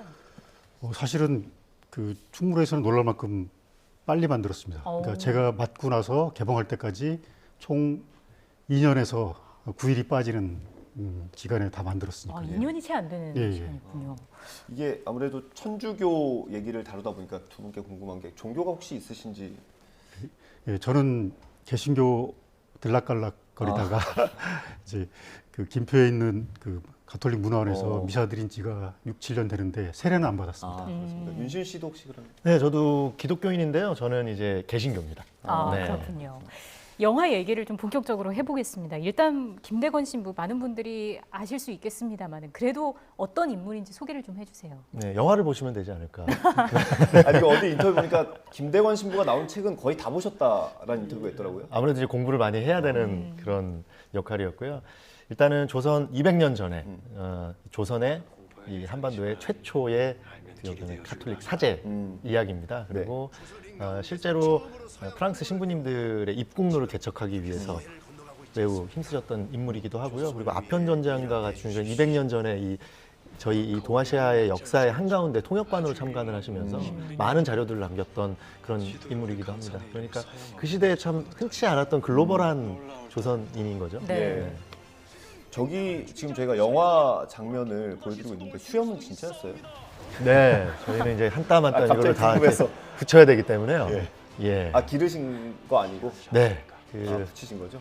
저는 개인적으로는 여기만 수염이 나기 때문에 그렇게 아름답게는 나지 않습니다. 뭐 그렇게 중요한 질문 아니었습니다. 죄송합니다.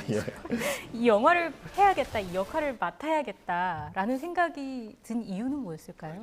아무래도 배우는 사실 선택받는 직업이니까요. 그 선택은 늘 감사한 일이죠. 근데 특별히 선배님들도 하는 말씀들이 실존 인물을 연기할 수 있다는 건 참 영광스러운 일이다. 그리고 청년 김대건을 연기를 한다는 거는 어떻게 보면 저도 제 나이에 할 수 있는 그런 역할이기 때문에 너무 영광스러운 일이죠. 윤시윤 배우를 선택하신 이유가 있을까요? 없습니다. 딱 하나. 우리 영화를 하고 싶어 하는데 그 자신감이 없어하는 배우들이 미리 있었어요. 근데 저는 우리 작품은 운명이다. 이 작품을 당당하게 하고 싶다. 그런 의사를 드러내는 배우랑 무조건 하겠다 그랬는데 그게 윤시윤 씨였습니다. 그런 자신감을 보이셨나요? 다른 배우들은 혹시 물망에 올랐던 배우들이 있습니까? 있었죠. 많았습니까 혹시?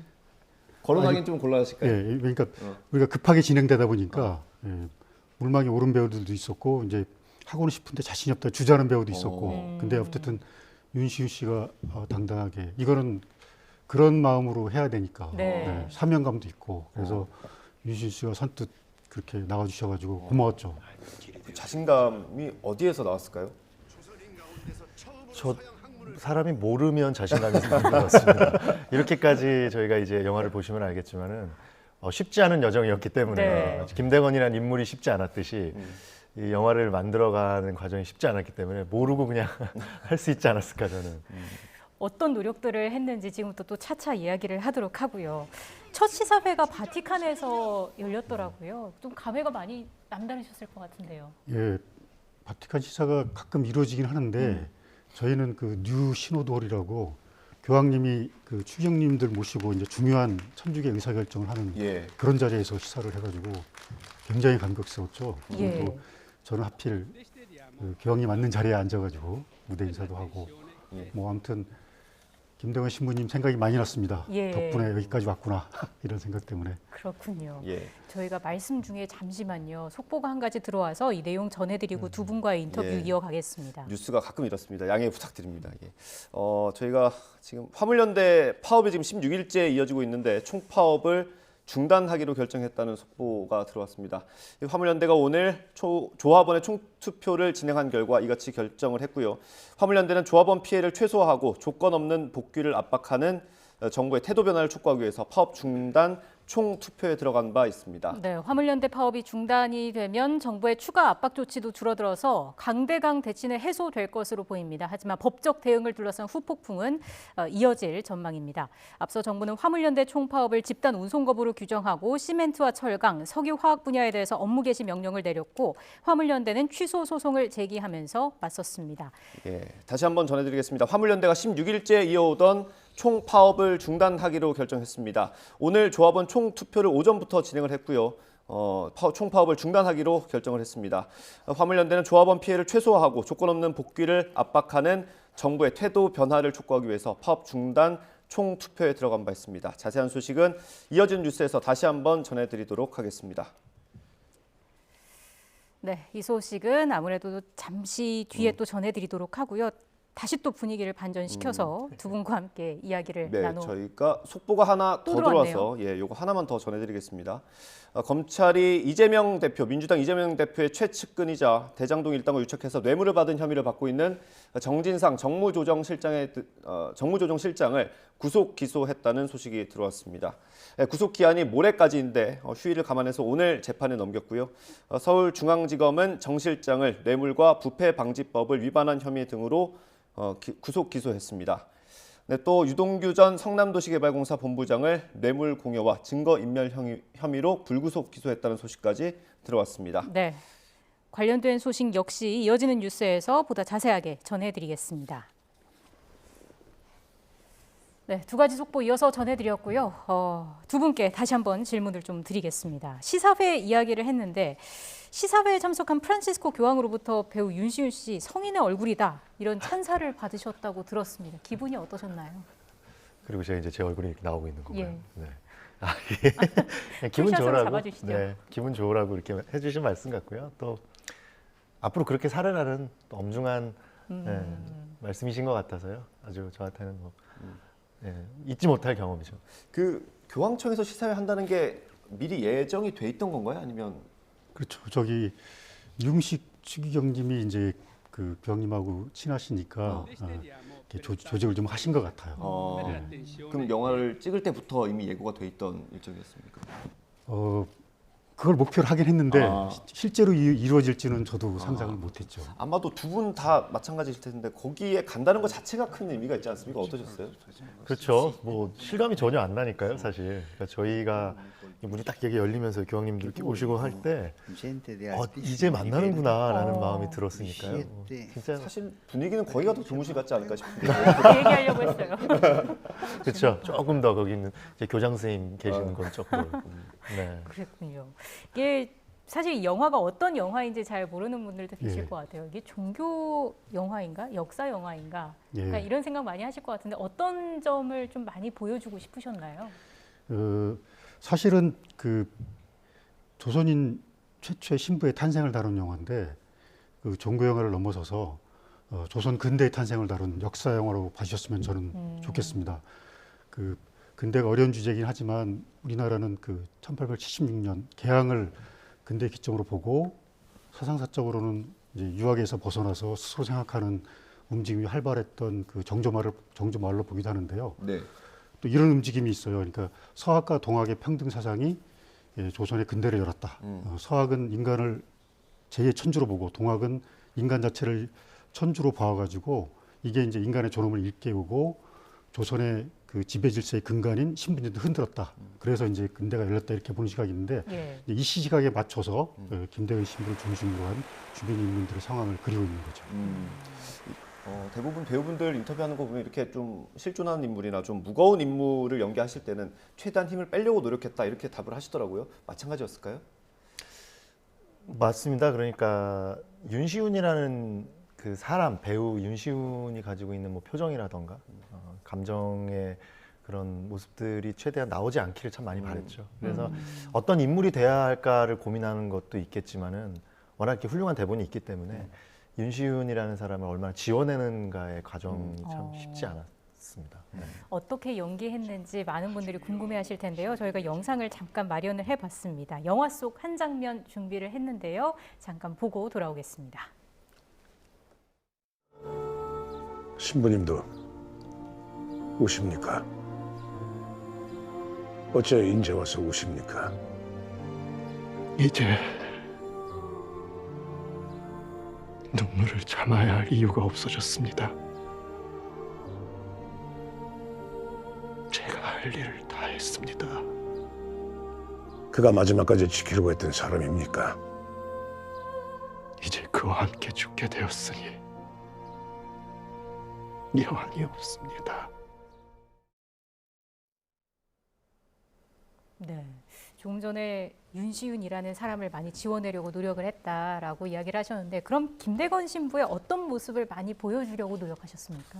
결국에는 그 새로운 세상에 대한 호기심이겠죠.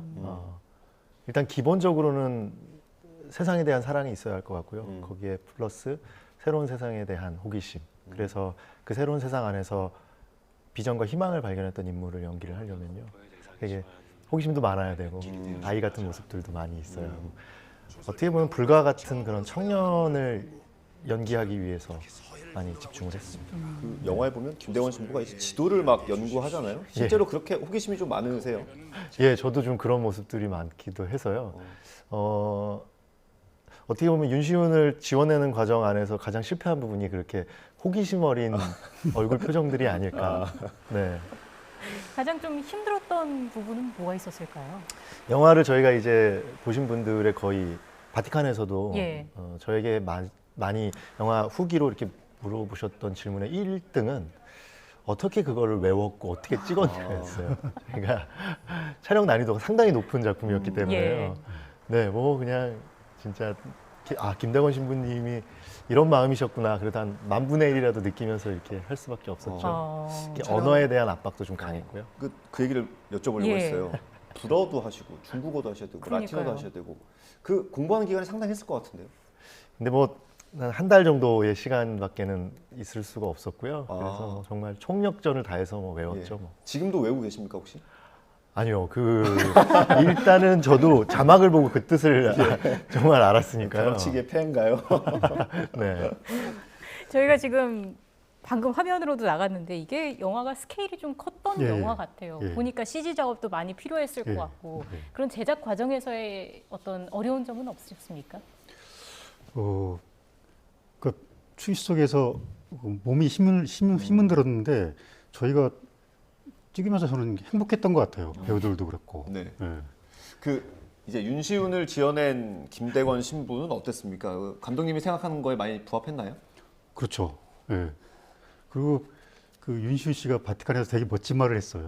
무대 인사하면서 영화 시작돼서 얼마 안 되고 그 윤시훈 사라지고 김대건 신부님만 살았으면 좋겠다 그런 말을 했는데 저도 찍으면서 그런 순간이 왔었어요. 그러니까 부제품을 받고 자신이 스스로 개척한 길로 입국을 하거든요.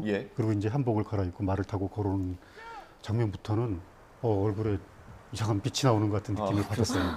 그래서 갑자기 윤시훈 같지가 않고 김대건 신부님 같다라는 생각을 진짜로 했습니다. 그때부터는 표정이 정말로 좋아요. 약간 뭐 대화 내용도 좀 바뀌나요? 그렇게 보이면? 그렇죠. 그러니까 이미 이제 부제품 받고 난 이후니까 그 10년을 다루니까 굉장히 소년 같은 느낌도 있고 이제 사자로서의 위험을 갖춘 그런 순간이 이제 그 표정에서부터 시작이 되는 거죠.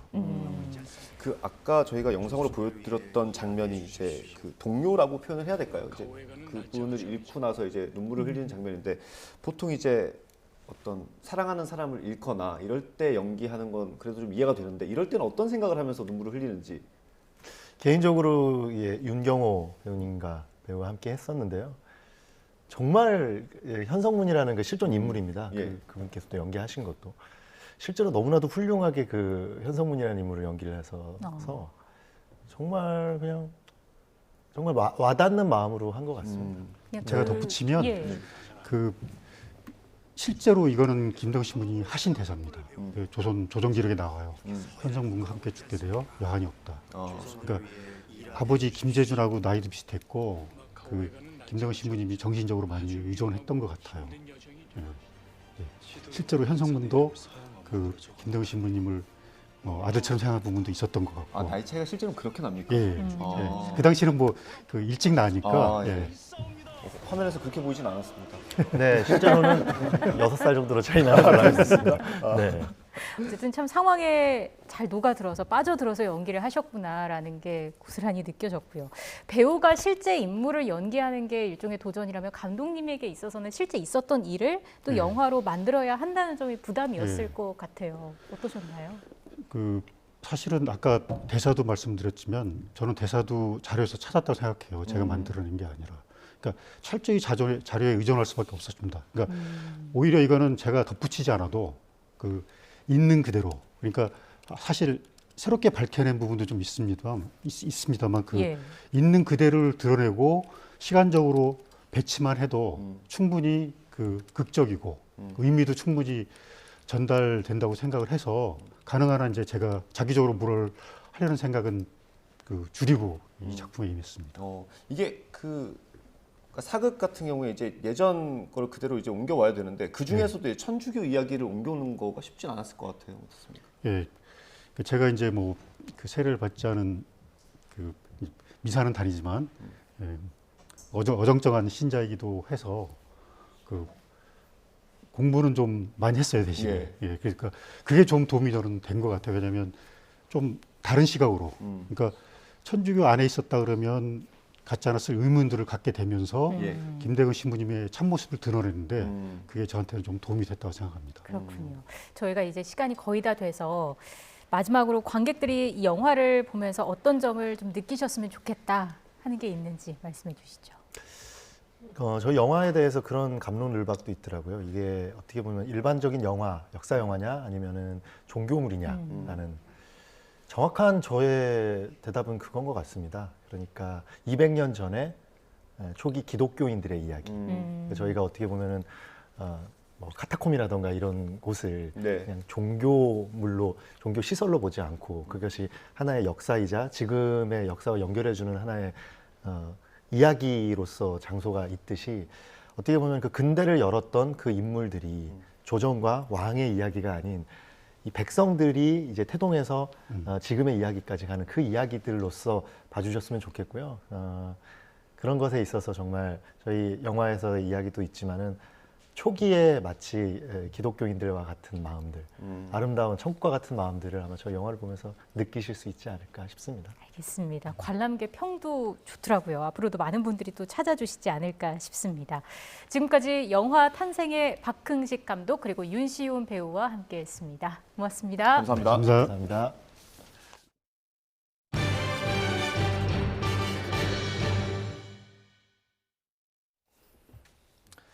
네, 조금 전에 들었던 속보 다시 한번 정리해서 전해드리겠습니다. 더불어민주당 이재명 대표의 최측근이자 대장동 일당과 유착해서 뇌물을 받은 혐의로 구속된 정진상 민주당 대표실 정무조정실장이 재판에 넘겨졌습니다. 서울중앙지방검찰청은 정 실장을 뇌물과 부패방지법 위반 등의 혐의로 구속 기소했습니다. 또 유동규 전 성남도시개발공사 본부장을 뇌물 공여와 증거인멸 혐의로 불구속 기소했습니다. 정 실장은 지난 2013년부터 재작년까지 유 전 본부장에게서 7차례에 걸쳐 뇌물 2억 4천만 원을 건네받은 혐의를 받고 있습니다. 또 대장동 사업에 특혜를 제공하는 대가로 개발이익 일부인 428억 원을 공동으로 약정받고 위례 신도시 사업 기밀을 민간업자에게 흘려서 부당 이득을 챙기게 한 혐의 등도 받고 있습니다. 오늘도 계절의 시계는 초겨울보다는 늦가을에 더 가깝습니다. 연일 따뜻한 서풍이 유입되면서 예년보다 온화한 날씨가 이어지고 있는데요. 현재 서울 기온은 9.3도까지 올랐고 한낮에는 10도까지 오르면서 예년보다 5도가량 높아 큰 추위는 없겠습니다. 하지만 내일 밤부터 다시 찬 공기가 유입되면서 날이 추워지겠고요. 다음 주 중반에는 영하 10도 안팎의 강추위가 찾아올 것으로 보입니다. 들쑥날쑥한 기온 변화에 건강관리 잘 해주시기 바랍니다. 오늘 내륙에 내리는 구름이 다소 지나겠습니다. 낮 한때 강원 영서와 충북 그리고 경북과 호남 서해안에는 빗방울이 떨어지거나 눈이 날리는 곳이 있겠습니다. 현재 전국의 대기질은 양호하지만 점차 중국발 스모그가 유입되면서 서쪽 지방의 공기가 탁해지겠는데요. 오늘 대전과 세종, 충남과 광주, 전북, 대구는 종일 초미세먼지 농도가 나쁨 수준을 보이겠습니다. 서울도 수도권은 오후에, 전남은 밤에 일시적으로 먼지 농도가 짙어질 것으로 보입니다. 오늘 낮 기온은 서울 10도, 대전 11도, 광주와 대구는 12도까지 오르면서 어제와 비슷하거나 조금 더 높겠습니다. 내일 늦은 밤에는 호남 서해안과 제주도에 비가 살짝 내리겠고요. 일요일에는 다소 추운 날씨 속에 동해안을 중심으로 비나 눈이 내리며 대기의 건조함이 해소될 전망입니다. 내일과 모레 비가 내리기 전까지 동해안과 남부 곳곳으로는 대기가 무척 건조하겠습니다. 강원 영동에는 건조 경보도 발령 중이니까요. 주말을 맞아서 산행 계획하시는 분들은 불씨 관리 철저하게 해주시기 바랍니다. 지금까지 YTN 홍나슬입니다. 이상으로 뉴스앤이슈 마치겠습니다. 잠시 뒤에 더 뉴스가 방송됩니다. 시청해주신 여러분 고맙습니다.